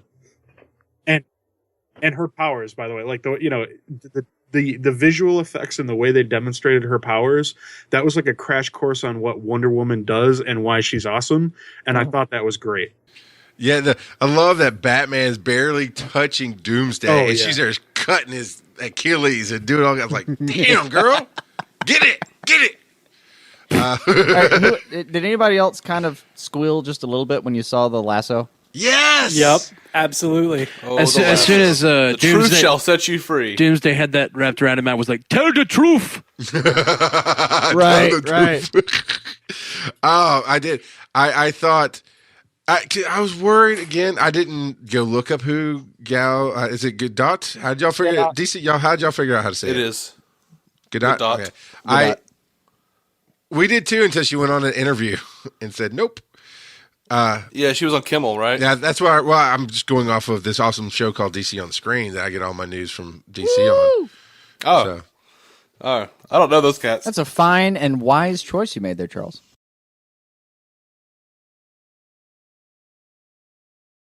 but I'd never seen her. So I'm like, man, they always cast a big bosom girl because that's how it is in the comics. It doesn't make sense to put no clothes on a girl who's curvy. And she was very athletic and very slim, and it suited, right? It didn't look like, oh, you're being sexist. It's like, no, you're about to kick some ass. Oh, crap, don't hit me. Right. Because she doesn't need the she was armor. She doesn't need all this stuff. She needs movement because she's tough and she can take a beating. That sounded bad, but you know what I'm saying. I made the same mistake on our show, and because that's the only way to describe it, and it sounds bad, but no, seriously, she's a card carrying, badass. So, like, she's built a warrior. She finally found a fight that was worthy of her, and God, it was fun to watch her enjoy that. Hell yeah, that smile when she takes that first hit. Man, Probably the best moment I got on the chills movie. up the side of my arms, man. Two very dumb lines in this whole thing. Both are in the trailers, and we're about to get into the spoiler section. But both of these lines are in We've the been trailer. Both flirting of them with the spoiler dumb. section for a while. Do you bleed? Seriously, you didn't drop that from all the pans it got all over the internet when we heard that. And the second one, which they left in as well, she shows up after Bruce Wayne has been communicating with her and knowing who she is, basically. And then he goes, she with you? No, I thought she was with you. You're in the middle of a doomsday fight. Shut the hell up and go do something. Sorry. Speaking of which, since we're kind of on the topic here, how, should we transition to Doomsday here? Yeah. Okay, so from here on out, everybody, we've dropped a few little spoilers by accident, and I'll probably put something at the beginning of the show to warn you, hey, we try to stay spoiler-free, but it gets there naturally. Full on, gloves are off. You still can't swear, but the gloves are off for spoilers, so go ahead, Klotz. Well, I was just going to say, like, I was skeptical going into it about how Doomsday would look and feel and everything. But I have to say, like, I didn't love everything about him. I mean, he looks like a cave troll from Lord of the Rings. Let's just throw that out there. I thought he suited it. That's fair. Yeah, That's fair. Like until I mean, spoiler, until he, comes back down to Earth and then pops out the classic, like the Rocky look to him. Yeah. Right. However, the demonstration of his power, like, those effects look freaking awesome. Yeah. Like, so cool. Like, so many cool moments where he's, like, busting out. And I really dug that. Which Go sorry. ahead. But No, go ahead. Which power are you talking about? Like the power explosions that he was doing and stuff like that, like the energy. And see, when I saw that, I looked right at my buddy and I said, "There's the cellophane S in the movie." Oh, really? All right, everybody pause. Wait, everybody pause. No, Crypto is coming to argue with Chris. Hold on. Go ahead, Crypto. Right. So you hated Doomsday, Chris? No, I didn't hate Doomsday. You just didn't like Actually, I liked it. I liked the Rocky when he came back to Earth and he was all Rocky. I did not like the pulse waves. Those bothered the shit out of me. Oh, you mean the Superman solar flares? Yeah, I thought it perfectly suited for the comic background. You know what? Can I just say that I've never liked Doomsday. He's always been a poor villain. He's always been the Grey Hulk for me that DC tried to throw into us to kill Superman back in the 90s. Every time I've seen Doomsday, I've rolled my eyes and moved on with my day because I have nothing to do with him. He's just a boring character. Who cares? They could do whatever they want. Him looking like a cave troll is the most interesting he's been ever. Well, when he first appeared, I'm like, okay, I can work with that. Then as he progressed, like, all right, there's a Doomsday I know. You're growing the bone spikes and replacing the hand with a FU spike coming out of his hand. You know, it was decent. Now, the one spoiler, because I want to get into the dream sequence with the desert. You know, definitely. I thought if it's either hallucination or dream sequence, it was never 100% clear. But when Superman's up on the mountain and he sees his dad, that walking dream, yeah, what it's like that was a little weird. I mean, hey, Kevin Costner, I dude, love seeing you again. I'm glad you're not throwing a baseball this time because I love your baseball films, but that's pretty much all you ever do. So I'm glad to see you without a baseball in your hand. But why? It didn't suit. So that he could impart one more important lesson to his son that just go to the mountain, do something good. Things are going to happen. So just don't do anything good. Yeah, dude. What's with Superman's dads just kind of reappearing like Force ghosts? That's exactly what I thought too. Oh, the Force was Superman. That is one trope that I think it's about high time we abandon in this franchise. Like, no more Force ghosts, please. Well, hey, why do Force ghosts in Star Wars sit on logs? Why shouldn't they just fall through? It's just a movie thing, man. And you know, I've heard a lot of people who have lost close loved ones talk about how like they'll get into an area, they'll walk into a room where they knew that person to always be, and they will have imaginary conversations with that person in their head. So I think that's all we were seeing. I don't think it was a dream sequence. I think it was just Clark getting away, so because you have to understand, like Clark has to get really far away, like up on a mountaintop somewhere, so he can't hear everything. Yeah. Right. And so he could just sit and think about things for a minute. And a quiet moment he was for just him sitting is there hard. talking to his dad for a minute. Yeah. And Jonathan wasn't sitting there saying like, dude, don't do anything good because anything good that you do will turn something bad. He was just saying like, look, all we have are our best intentions. You have to do what you have to do, but sometimes things don't turn out right. I honestly think he was imparting one of the important lessons of how the Justice League will eventually operate. Which is, okay. There's going to be consequences to pretty much everything you do, and you need to think about them thoroughly. Hey, there's this Bat character over here who thinks way ahead. Maybe you should talk to him for a minute. Mm-hmm. Yeah, see, I love that they played that full circle because he wrecked the Batmobile. This doesn't turn on the bat light. You don't answer. You're done. And that was very dickish. But that was very Boy Scout, high on your horse, religiosity of I'm better than you and you'll do what I say. And Batman's only line was, "Do you bleed?" Come on, Batfleck. Get Silent Bob to come in and not say something. That'd be better.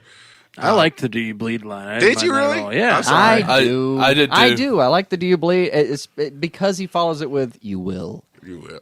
Without that, I wouldn't care. I feel like that's a Goyerism, though, because he has almost the same line in Blade 2 when Ron Perlman asks Blade if he blushes.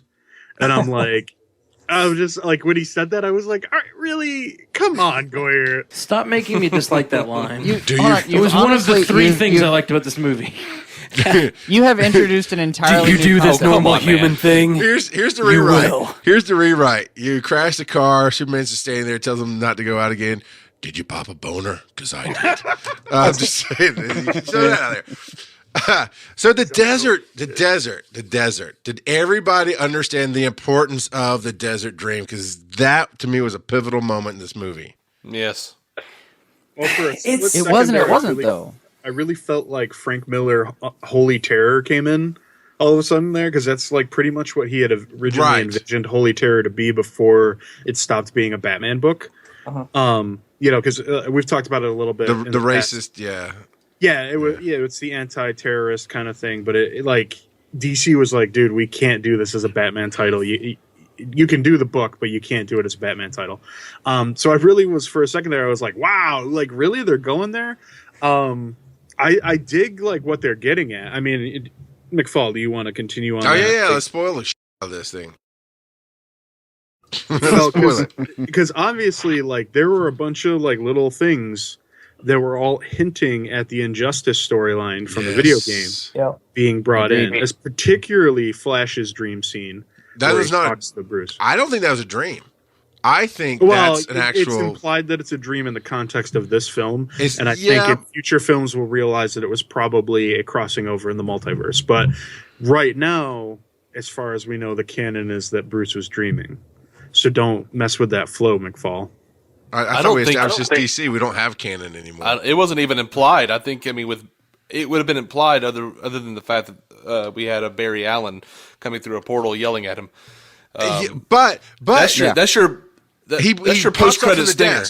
That's your post credit stinger right there, and it's in the middle of the movie. Yes. Right. Yes.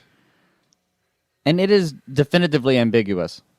When Bruce wakes up again from the Barry Allen dream, the papers are still swirling around the room from the effects of the That's boom exactly what I was going to point out. Yes. Yep. Or the whatever it is. It may be boom tube, time travel, however he's getting there. Cosmic treadmill. Like it. No, I'm definitely acknowledging that you're right, McFall. Like, Okay. it's clearly not a dream, but in the context of the film, the way it was presented, I think only people like us get that.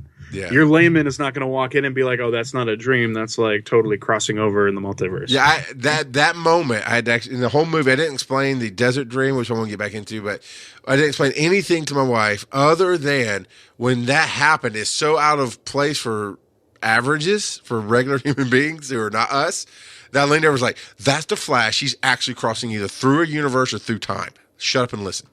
And so she's like, oh, okay.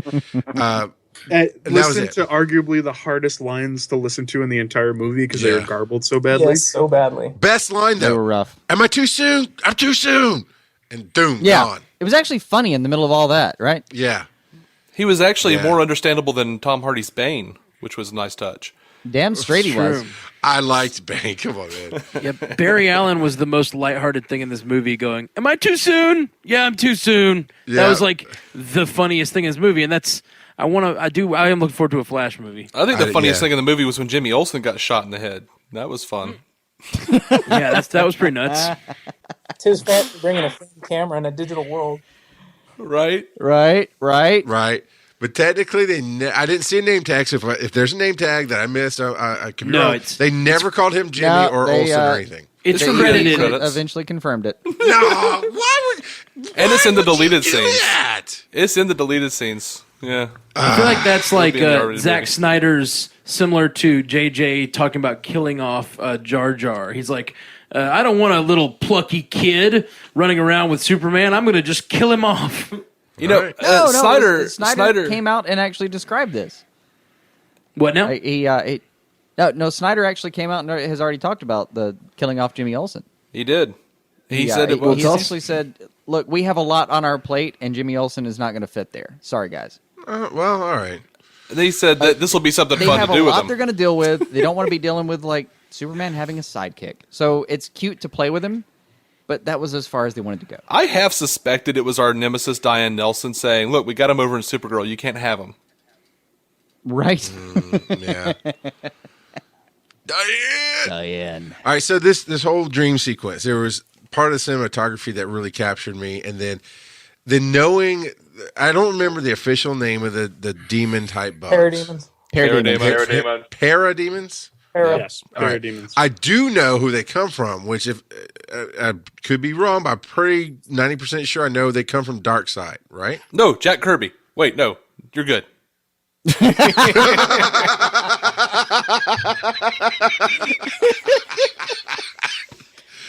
God, that was Jack Kirby. The a- fictional character. That was the coolest. That was the coolest super geek moment I think I've ever been a part of. God, what a nerd. You're such a fucking nerd. You're just mad that Jack Kirby took the New Gods away from Marvel and took them over to DC. Oh, wait, you don't know that. You don't read comics. Never mind. From the top row. It's good. It's good that you read right, comics, so you're so invested in thinking this movie's good, even though it's not. All right, boys. Settle up. You know what? I would like to retract. The Indian Ocean scene is my second favorite thing in the movie. Okay. The opening credits with Bill Finger. Right. That was That's real good. cool. Oh yes, the mention of Bill Finger. It heartens me every time. Shouldn't have been with. It should have just had Bob Kane Why gone. that's important? I don't know what you're talking about. All right, so for years, the world was told that Bob Kane created Batman. Right, And it was demanded in right. his contract that every time you use him, it says created by Bob Kane. Yes, that was actually a trivia was- question that had to change recently. He had a wonderful lawyer, whoever the hell that was. This guy was amazing and scrupulous. I got you. So I forget now. Thank you for bringing that up. Bill Finger was the artist. Is that correct? Bill Finger pretty much created Writer. the majority of Batman's rogues gallery. There actually is some evidence now that Jerry Robinson created the Joker. Yeah, Bill Finger created most of the things that we know and love about Batman. Bob Kane just kind of drew like a guy in a red shirt who was blonde-headed and had bat wings, like Da Vinci bat wings. So Bob Kane can suck it. And I do understand that some of you have time constraints and we might have to jump off. So let's go back to this desert scene. Immediately when Batman is tricked by a box with light bulbs, I went, great. Because I was trying to figure out what the hell is this desert thing? Is this flash forward in the future? I don't understand. It's like, oh, no. The greatest detective in the world would not fall for a box with a battery and light bulbs in it. And then immediately pulls out pistols. No, And I'm like, oh, that's he awesome. fell for his men betraying him. Yeah, well, there's that too. Yeah. But then, did you notice how slow he moved through everything? And I personally took that as, they really took this whole dream thing 2 steps forward. And whenever you dream, you can't control your movements and nothing moves like it's supposed can't to. run. And, that was so awesome. Yeah. See, I took it more like as that part a little bit. I took it more as he's older and maybe injured. Also, it's 110 degrees out there, and he's in like Kevlar. I mean, yeah, he's in Kevlar, but they took some of that from Red Sun storyline, right? The super soldiers, if you will. I don't know what they're actually called. I know they're not super, but they're Superman soldiers, whatever. That is exactly What I they're prefer to called. call them. at least. Okay, cool. I just made it up. So that's how comic books are made. You just make crap up. Woo! That's accurate. But I took, but the whole thing that he pulled out pistols first, and no gadgets, just pulled out pistols, started shooting people, and his flips were slow. Everything was, even the other people were really slow. The demons kind of flew in slow. So it was. I thought it was a really good portrayal of a dream. Is what I took it as. Even I if think it's not, the actual still future. a good portrayal of a future reality, because we're talking about a few years in the future. This guy might be pushing 45, pushing 50. He's not maybe. moving that fast. Maybe. This guy's not a top-rated athlete anymore. Yeah, and I don't think you could move that quickly in that kind of gear anyway. Ask anybody from Fury Road. I mean, Right? I mean, I don't know, but Right. I don't know. I think it's the future. I think it's going to be like Justice League Part 2, or at the very least, a possible future. Well, it's definitely a possible future. If nothing else, at the very least, it's the nightmare of Bruce Wayne, wherein like part of his nightmare would be that his first instinct would be to pull a pistol. Yeah. That part resonated to me. And- like that for him is something that wakes him up in the middle of the night thinking, "Oh my God, what happened?" Yeah. So you think there's a possibility that the desert sequence is actually a dream? But he shouldn't know about parademons and Darkseid. That's the only No, thing I think that bothers me. Darkseid is sending. See, to me, I think Darkseid is sending communications that he's coming. I think that's what it, because he has that's the I like crypt. the idea that it's subtle like that, subliminal in a way. Yeah, I think it's an invasion of the mind. I think if they add those things back with maybe Lex or something else, you'll see maybe there's some kind of extra communication going on that we don't know about. Because the demons don't behave. They do whatever they want to do out of the context of this dream, right? Including coming up and punching him in the back of the head, right? That had nothing to do with what was going on with the dream. You know, they're taking super soldiers and the bat soldiers all at the same time doing weird stuff. I totally think it's Darkseid. Somehow there's a leak of communication that is getting into these dreams that, well, presumably other people are having too, but we don't know. We only saw Batman's or Bruce Wayne's, whatever. FCU Cast, you still here? You had to go. We are still here. We're about to log So, off, unfortunately. Real quick. MCUcast, MCUcast.com, blogtalkradio.com/MCUcast, giant size team up network. They're right there on the top with DC on Screen and Breaking the Panel and From the Helicarrier. Check them out. What are you going to record tonight? What are you covering tonight, guys? Oh, we're covering Agents of S.H.I.E.L.D. from this week. Very, very cool episode. Lots of deep continuity things in the MCU. Lots of references to Avengers and stuff tonight, so it was a lot of fun. Well, good. Thank you guys for coming on and sharing your opinions on Batman versus Superman. Check them out every week. You can get them through iTunes and everywhere else I just listed. So you guys have fun. We're going to carry on. Before we go. You guys have fun too. Oh, wait. Oh, you got a final word before we go? Yeah, I mean, I've been, I guess, hailed as not a comic book reader by Dave all night. I just want to say, when you put too many comic books into one movie, like this one, you get a steaming pile of Zack Snyder. So, a steaming pile of awesome. Excellent. Thank you. The blender. I just want to take issue that it's just not funny that I can't read. And I really don't like Dave continuing to harp on that and releasing that to the internet. You can at least look at the pictures, we forgive you. I do look at the pictures. They don't make any sense. I listen to the audiobooks, but you say that's not reading. It's not reading. Oh, can you imagine Batman reading Go the F to Sleep? Oh, yeah. All right. Thanks, guys. You go have a great show, and we appreciate you being on, and we'll continue to promote the show and grow the network and have more family dinners like we're having right now. Yeah. We'll argue with you later. Yeah, we'll go enjoy our one universe. Yeah, go enjoy your long-term continuity, man. It's pretty sweet. We're going to go swim in that for a while. See you later. All right. Sorry. So let's get to the end. Now, going back to you're talking about, Chris, with the opening and the story and this and that and the other. I got to tell you, I think the majority, or at least a good paying portion of an audience that's going to see this movie just doesn't have a clue. And I love my dad to death, but he makes me pinch my nose, lift my glasses, and shake my head every time we talk about comics. Every time. Because literally he called me the other day. My son's birthday is today. He's going over to see his grandparents this weekend. And my dad's like, I had just literally gotten back from seeing Batman versus Superman. And he goes, hey, man, I know you guys see this all the time, and you go watch this stuff. Like, yeah, Dad, I run a network about comics. I pretty much have to see things opening weekend. But, yes, go ahead. And he goes, well, I thought I'd take Oakland to go see it. But, the one thing I don't understand is why is Batman and Superman fighting? I'm like, Dad, just go see the movie. Call me after. I'll explain everything. So there's your audience, Chris, is people don't even understand why Batman and Superman would be fighting.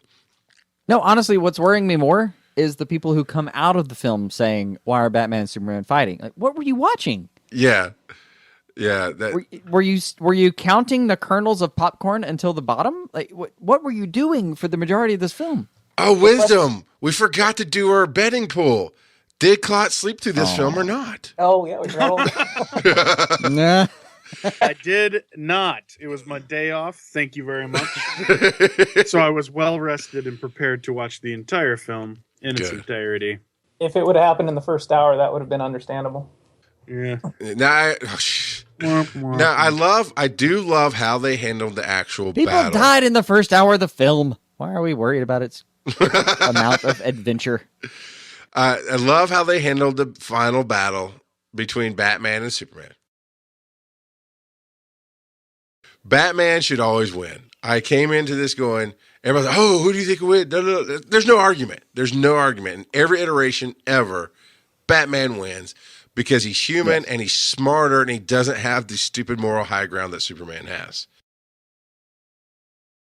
No, he put it on one occasion that Clark relies on strength, and he relies on his wits, just period. Yeah. And on the other occasion, he puts it as like Clark knows he has to hold back, and he doesn't have to. Right. There's that. That gives him an edge. So, and you say what moral high ground? I don't mean he has a moral high ground, but he's the Boy Scout. He's the we do good because it's good kind of guy. Not in this Batman's movie. Not in this universe. Well, I don't think that's Chris, fair. there I are don't more think there's movies a real. coming. I don't think there's a real instance of him just saying, "I don't do good for good." I don't know what you're referencing. I'm saying just in general. But the thing is, like I believe I heard Jason say, he planned that battle out step by step. He put the spear in the place that he believed everything would end up. He knew the chess match. He knew the players, and sure enough, in the last crash, there they are, 5 feet away from the spear. Right. You can see him taking punches that you can tell he was just taking the punch. He was directing the battle. You mean the entire fight? It was master strategy. Which is the entire exactly time. the way that should.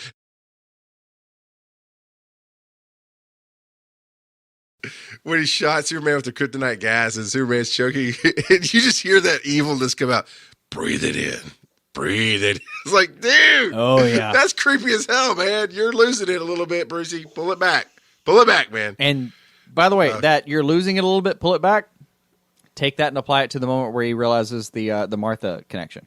Yeah. Oh, absolutely. Absolutely. Not to mention the fact that the entire fight he's reiterating to himself that Clark isn't a man. He's not a human. So he can feel better about his kill. The entire kill. film trying to dehumanize him. Yeah. Because I think the core of who Batman is and what Alfred was trying to remind him of is, in no certain terms, you don't kill. That's the thing. And he was trying to talk himself up to be the hunter, to take out this menace before this menace could take out, or this possible. And the whole time he said the possibility of a menace. He said, what happens if he turns? What happens when he has a bad day? It's not that Superman is a menace. It's that he could be. And he's trying to hype himself up to take this thing out prematurely, going against everything he believes in to do this. And Brian Ibbett and I were talking yesterday. He wasn't able to be on the show today. He really wanted to be. But he had a problem when when Batman sliced Superman's cheek with the spear. He's like, Batman doesn't torture. I was like, no. I see this in a whole different light. I don't see he was torturing Superman. I think he was trying to make him bleed, like he said earlier, like you guys called back to. But I think also again, I don't have first-hand knowledge, and I didn't study this in college, but all the TV I've watched, whenever there's a serial killer or a murderer, the first time's always the weirdest and the weakest. And I think Batman was trying to talk himself into murder, and the Martha thing threw him off. Now, you guys run on the Martha thing because a lot of people have issues with that, there's the name, and it threw him off. What do you guys think about that moment? No, yeah, Dave came out immediately understanding this. I'm going to leave it to him. All right, Dave. At the beginning of the movie when comedian says Martha, and then once again we see her name at the mausoleum. It was Batman you're exactly right. Batman is hyping himself up, trying to convince himself that this isn't a human. He says it over and over and over and over. But when he starts squeaking out Martha, he starts freaking out, of course, and he realizes his mother's name. Well, that's Batman's mother's name. It's not that. Oh, cool guys, we have the same mother. Her mothers have the same name. We have the same mother. No, well, I think there was a comic that did What up, that. bro? But anyway, yeah, it's not that. it's not that. It's that. Oh my God, he has a mother. Yeah, I think so. I think it brought back of Batman, Bruce Wayne, Batman, both the same person, dwelling on his parents and yet not dealing with their death. I mean, that was, I think, part of the whole dream scene of in the mausoleum where he's visiting again with flowers and another parademon breaks through and tries to eat his face. It was weird. Yeah, I mean, I focused on the name at first, but I like your take on it. I think, Klotz, what do you think about that? What do you think about David's take? Wisdom, what do you think about David's take? Hate it when you do that. Sorry. Okay. I understand, and that's what I chalked it up to, that he was trying to talk himself up to the kill. Uh-huh. The problem that I have with that is he's trying to separate him from being human, because he's got a problem with killing humans, apparently, because he's got to talk himself to recognize that Superman's not human. It's okay to kill this guy. But he had no problem killing the 40 dudes it took to get the kryptonite. I mean, are they not human? So I don't understand where this sudden problem with killing humans came from. There's a difference between fighting a war and flat out murder, I think. But Chris just called it out, dude. The biggest scene that, like, because I know that there are a lot of folks who are upset with how Batman was portrayed in certain scenes. The whole chase sequence from the boat, back to LexCorp, that doesn't make any sense to me. That wasn't the Batman that we've been led to believe exists at this point. He was killing people left and right. I mean, he might not have been pulling a trigger, but when you shoot a grappling hook into a car and then slam it down so that it explodes, you're killing people. Like, I mean, and these aren't like, the context had not been established that these were enemy combatants yet. They're just security guards escorting cargo for a guy you suspect is a bad dude. Like, they're security guards escorting cargo that he knows is illicit cargo. These are people that are assigned to a detail that is already an underground detail. Right, but that doesn't mean that they're, worthy of being murdered. Yeah. They were shooting at him. The first car he attacked, they didn't do crap. But then after that, I think this might be one of those scenes where maybe there should have been some more scenes establishing what was going on. Yeah, clearly you needed to have the scene where they steal candy from children and then, I did vote for Trump. Beat an elderly person before he just wantonly murders them. Look, Zack Snyder has already talked about this. He has cited all the other Batman movies that have ever been made, even the Adam West version. He describes it more as manslaughter than murder. Batman's going to do what he's got to do. If the guys accidentally kill themselves or do something stupid to cause their own death, that's on them. It's a little more akin to the I'm not going to kill you, but I don't have to save you, which we've seen in every Batman movie, even the Christopher Nolan movie. But I don't think that that's what was demonstrated here when he literally grappling hooks a car and slams it into another car. And when he, basically drives into the back of the truck, it's such a way that if anybody was there still, he would have squashed them like a bug. Sure.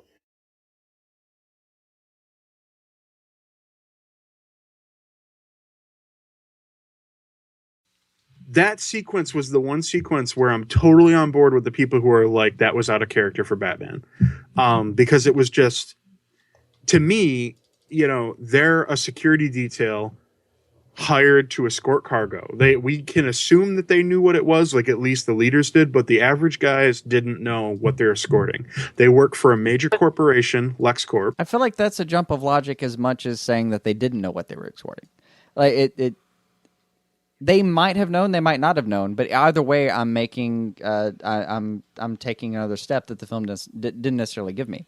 And there's something called felony murder, where if you're, say I rob a bank, and my intention was never to kill somebody. I robbed a bank with an unloaded gun. It was a toy gun. But if the security guard has a heart attack because he doesn't know what's happening, it's felony murder, and I'm up for a murder charge now. There's a thing that can happen that's that real, and for me, a lot of what Batman does in this film is in that context. Look, maybe you didn't jump across that line. Yeah, like a lot of this for me, it doesn't jump over a line in any case.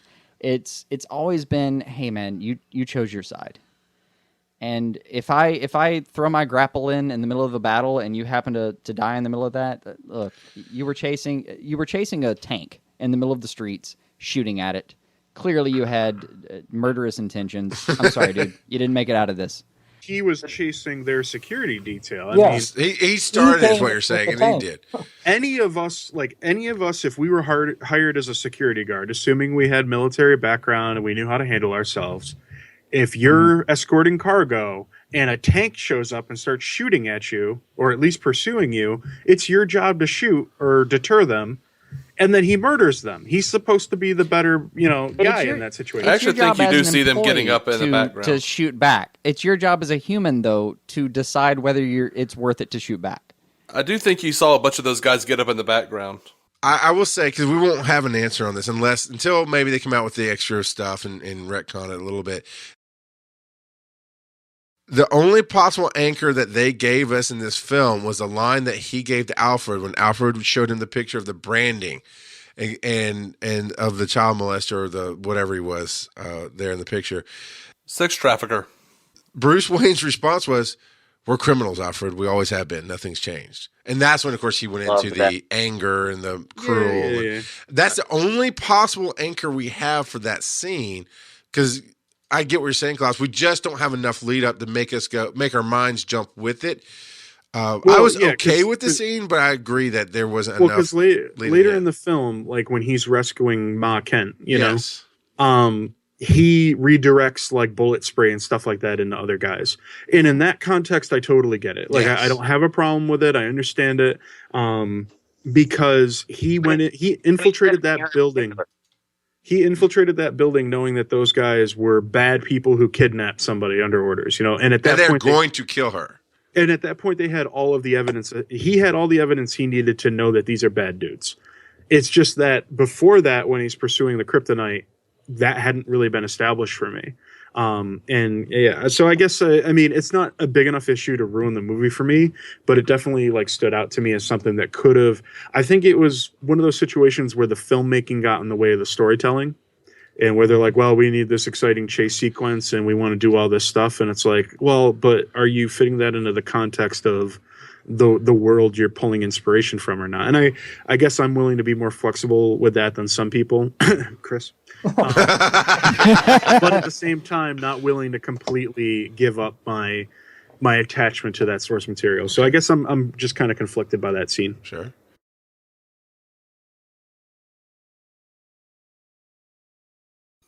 Sorry, the source material is so varied that I can give it a lot of leeway. And I think, what they were presenting was they've made a clear point that he has gotten very brutal, and it's been pretty recent. So I'm seeing a broken Batman. They even described it as that, the cast and the director. I think he just doesn't care. He doesn't care about killing these guys who have made their choice and who are doing the wrong thing. But the big issue is that he sees this guy who is very clearly taking the right stance, and he says, no, you're too powerful, you have to die. That's the real issue here. And hopefully, Superman's sacrifice at the end of the picture makes him kind of step back that mentality. And I will say, whether it's a flashback or not, in the Suicide Squad, he doesn't have the turrets on the Batmobile. So there's that. Right. I think that was very clearly a character leap, as was, the all of the drinking. Like, Batman's an alkie in this movie, man. Like, he's got wine bottles everywhere. Well, and that's, that goes right to one of the 18 storylines they decided to take inspiration from. Absolutely. But even when you go to Dark Knight Returns and you get to that penultimate scene with the Joker, it's not Batman that does the killing. Yeah, it's not. No, Joker does it himself. Right. Yeah, exactly. So again, why do I have to have a Batman who, yes, vengeance has always been his motto, but there's an accountability thing. There's justice with that vengeance. I'm not the jury and the executioner. Well, it's vengeance tempered by justice. Well, when the comic started out, he killed, and then he was like, "No, I'm not gonna keep doing this. This is too far." Well, maybe he just has that. Maybe he has that moment later on in his life. I'm okay with that as long as he eventually gets to that place where he's like, "No, I was right before. I shouldn't kill." Like, I'm okay seeing him do that. That is a very good point. That in this Batman universe, perhaps he has not hit that moment yet, because that is.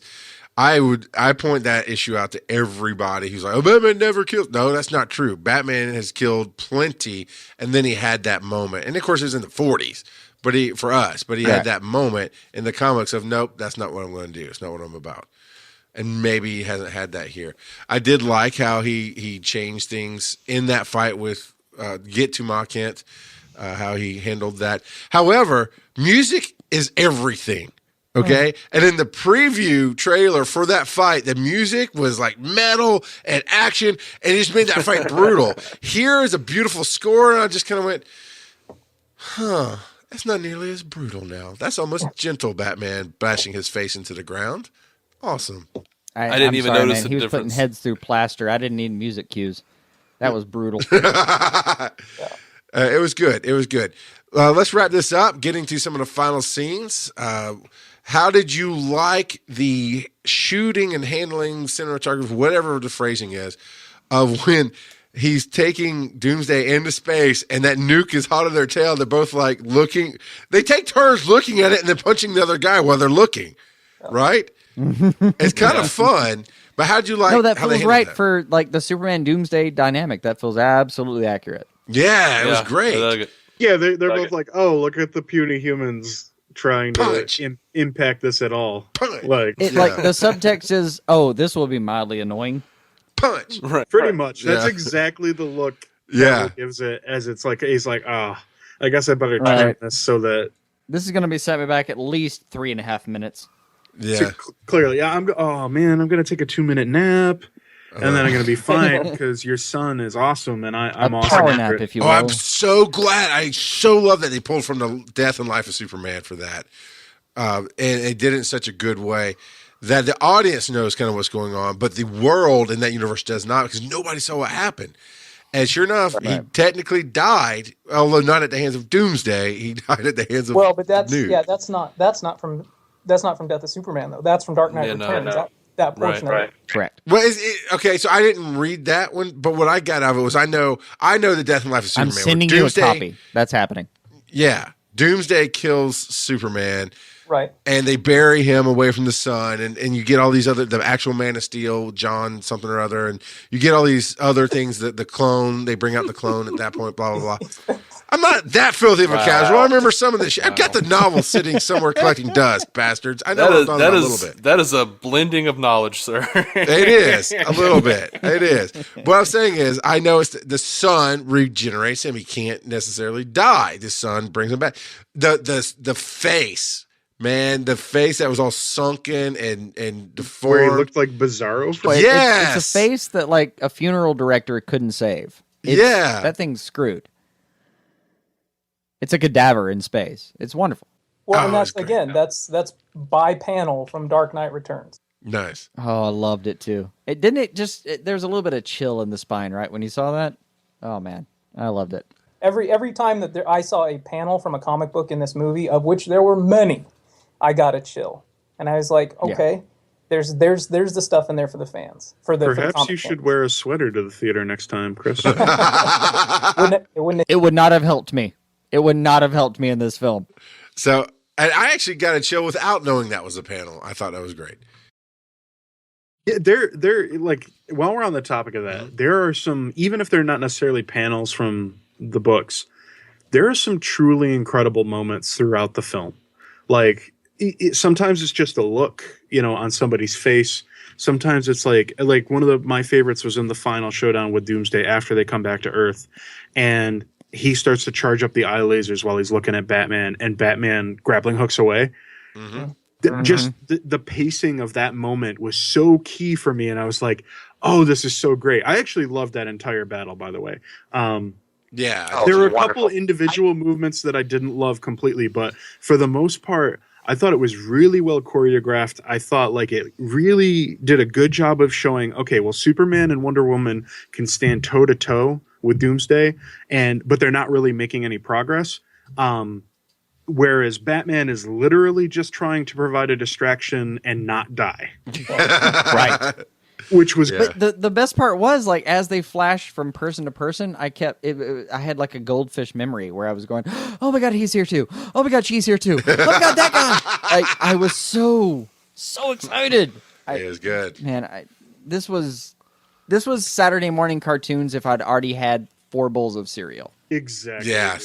Yes. Which is great because this was one of the only big, capstone moments in one of these comic films where you have the big battle with all the characters involved, where I felt like it looked like panels from a book, where quick shot of this character doing this thing, and then they cut away to the other one, then they cut away to exposition mid-story, then they cut back to, like, that was really well done. The pacing was good, and there were a lot of really smooth scenes. I'm sorry, I feel like Snyder is the guy to trust for that. Like, Watchmen is still my favorite comic book film of all time, as far as how well it was done. Like, that, man, he had 150% respect for that book when he did it. It looked phenomenal. And there was absolutely nothing that I lost. Like, in fact, replacing the squid with the whole television progeny thing, like, that added to the story rather than subtracted. It was wonderfully adapted. I really that's one of those things that I never have understood why he gets as much flack as he does, especially for Watchmen. Like, people talk about it and they'll say things like that was complete garbage. He had no loyalty to the book. He just completely ruined it. And I'm like, what are you talking about? Like, so much of that film was panel for panel the entire book. Like, I don't think you could try to recreate a comic book and be more accurate than that film was for most of it, for about 90% of it. Didn't you feel like when you finished that film, you felt like he had like a copy at his bedside that was feathered, torn, dog-eared? Like, this man has read that book. And my mind just jumped to like the pan away shot where you see a stack of like 20 other copies of it. There are more threadbare, you know what I mean? Like, that are completely ruined. With other notes for each executive assistant, you know? Yeah. A copy for the DP with certain like whole things circled, and yeah, man, he loves these things. He actually does love these products, and that it comes across to me in this film even. There you go. So, and a little footnote on that: every time David says the comedian, he's referring to the actor who played the comedian in The Watchmen. Right. So, but filthy casuals don't get that. And had I not seen that movie and understood the actor, because I remembered the actor, I would not have put the name the comedian with that. So I'm piecing the puzzle together in my brain. Like, why does he keep saying the comedian? What am I? Oh yeah, that's the Watchmen. Because apparently we can't just be in one universe when we talk about things here. No, I laughed when I saw the casting, going, "Oh, Snyder, you liked him, didn't you?" Yeah. All right. So speaking of what could have been a stinger. You mentioned that earlier, Jason, with what was going on. There was no stinger, which, by the way, what the hell? I mean, I understand DC, you said no comedy, because the MCU is all about laughter and comedy, so we're not going to have any one-liners, no jokes.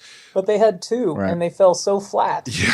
So very flat. I was so annoyed with I thought, was she with you? And then with Martha, I'm a friend of your son. Yeah, I kind of got that from the cake. No, every time Perry White's on the screen, he's making me laugh.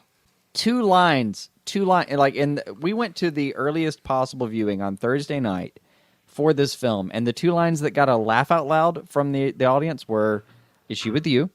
and "Oh yeah, the cape." No, you know what? The only line that they played for the audience. And my audience got a laugh out loud moment when Batman said, "Oh shit." That got a laugh. Yeah. That got a laugh with us. I'll be honest. Yeah, that got a laugh, but I think it was immediately interrupted by, "Oh shit, what's happening?" Yeah. Right.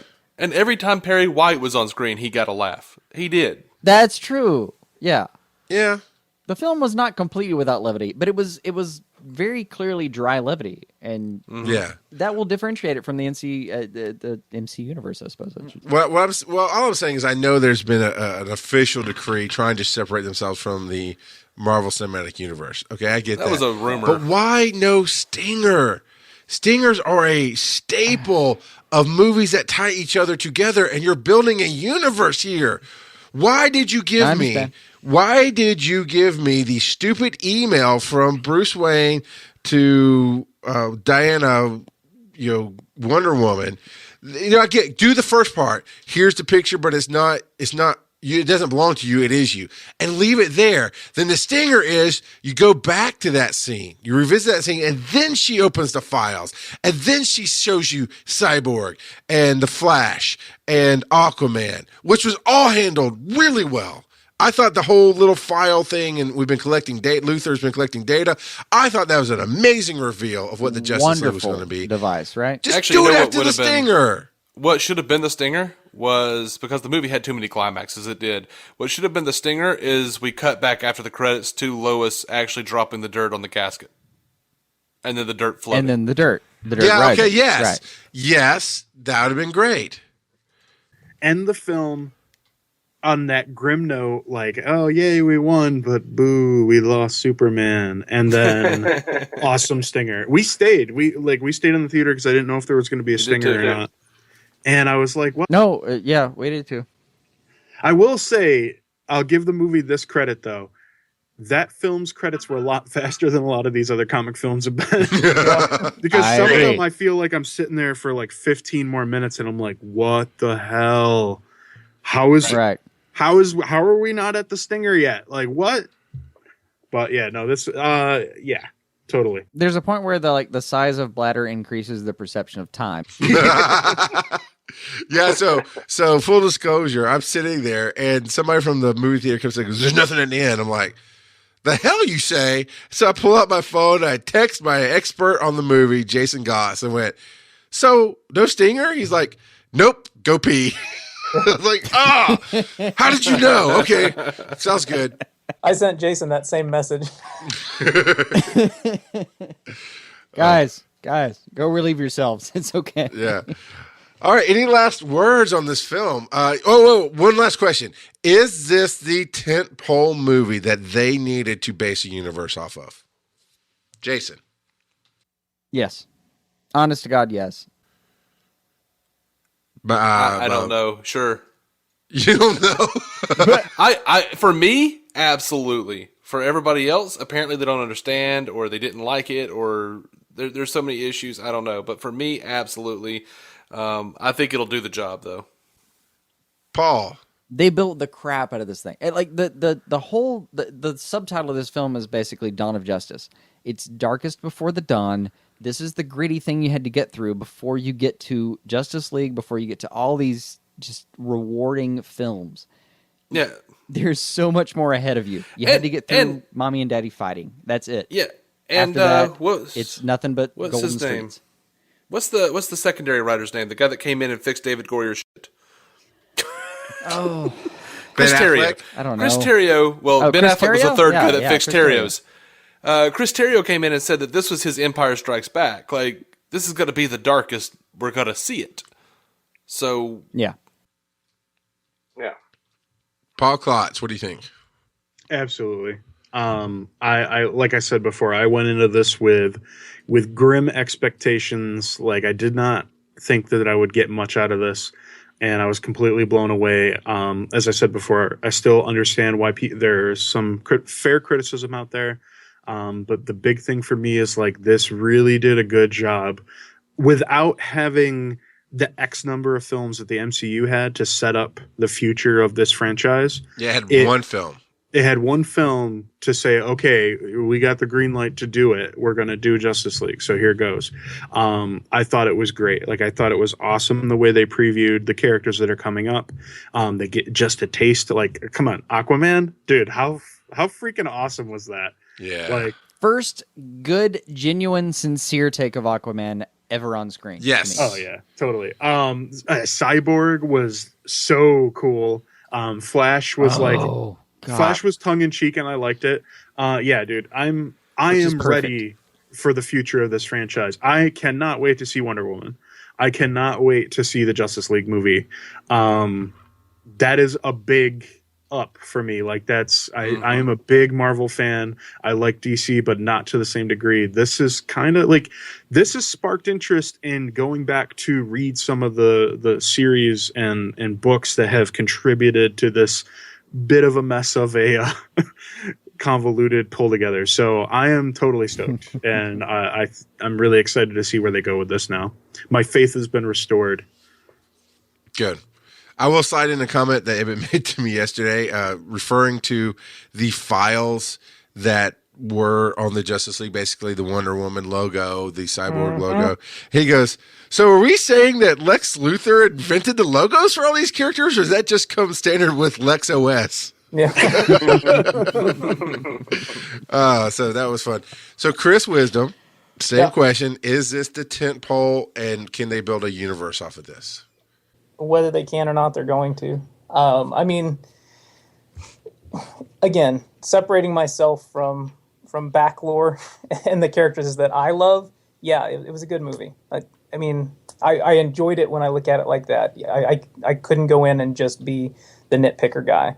So it's serviceable for that.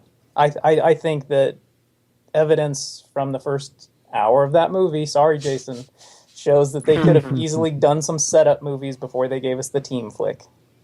Oh, easily. So. All right, I agree. But then they would have flopped like Green Lantern. Right? However, Wait. Give Berlanti his due. It was a better script before everyone started messing with it. Yeah, I know. You and I both beat that drum, my friend. So I agree with everybody that this is absolutely the tentpole. There are definitely some issues, and I'm glad that this is the darkest for the donks. I'd like to see it. I'd like to see it more intense, but faster. I want more. I don't know. I want more of the Deadpool roller coaster or a Jason Bourne. That there's some slow parts, but they're there to give the audience a chance to breathe before we get right back into oh my god, what the hell is happening parts. Well, I think you're going to get that intensity because you've got the murderer assembling the Justice League. So, wow! But hey, if it had been any faster than it was, I mean, there are still some people who are complaining that it was all flash and no substance. So no, it is great substance I was like, in my book. No, we could have used some more flash. Yes, like Barry Allen. Yeah, it's hard to please everybody on this thing. There are people that were displeased by every possible aspect. I don't know what to do with them. Sorry. What convenience store have you guys been to that have cameras with a frame rate that could capture that? I know, right? That was great. I was like, oh well, it was tongue in cheek. It was fun. It was. You cool. just replace your surveillance cameras with a GoPro. You're fine. DC on screen right now. You need to go listen to. You've heard a lot of great thoughts, a lot of great discussion, and a lot of great talk over where we've muted them out because too many people are talking at once. So go check out DC on Screen's Batman versus Superman non-spoiler plus spoiler review. It was spoiler free with free spoilers on the side. So spoiler-ish review. There you go. You could go, and that was right after the very first showing of the film. So go check that out by all means. DCOnScreen.com, correct? That is it. Oh, yes, absolutely. Awesome. And what do you guys? Everything's back now, right? You're going to be covering the Flash and Arrow and Supergirl. All that's back now. It is. Oh, it's getting ridiculous. Yeah, flashback. There we go. Flashback.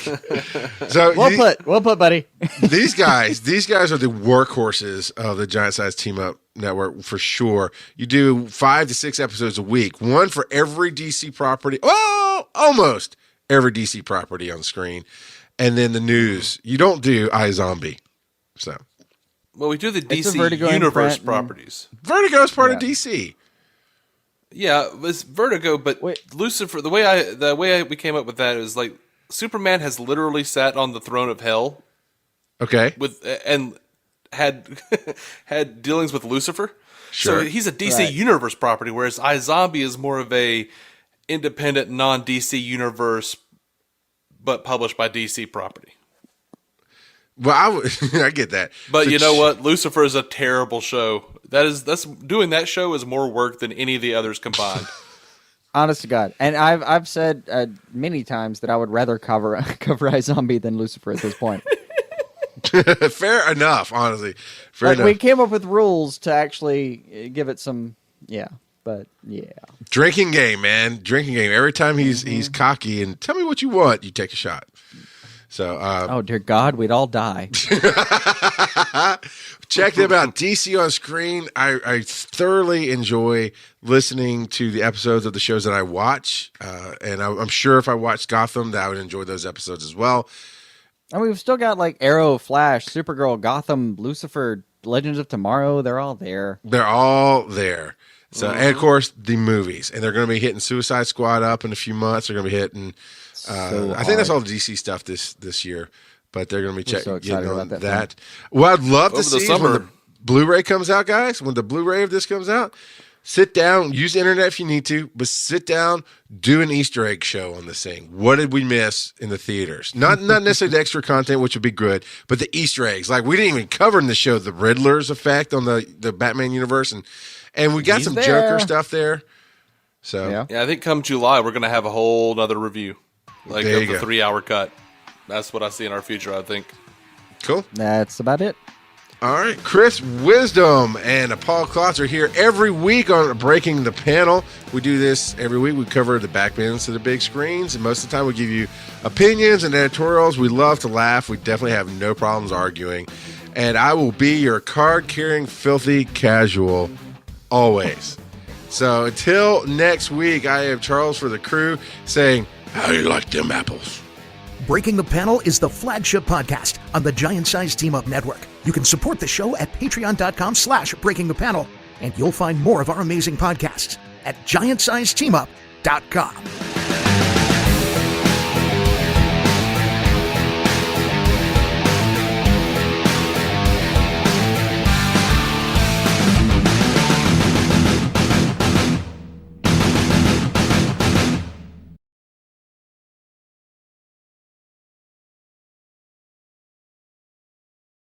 With Lucky Land Slots, you can get lucky just about anywhere. Dearly beloved, we are gathered here today to... Has anyone seen the bride and groom?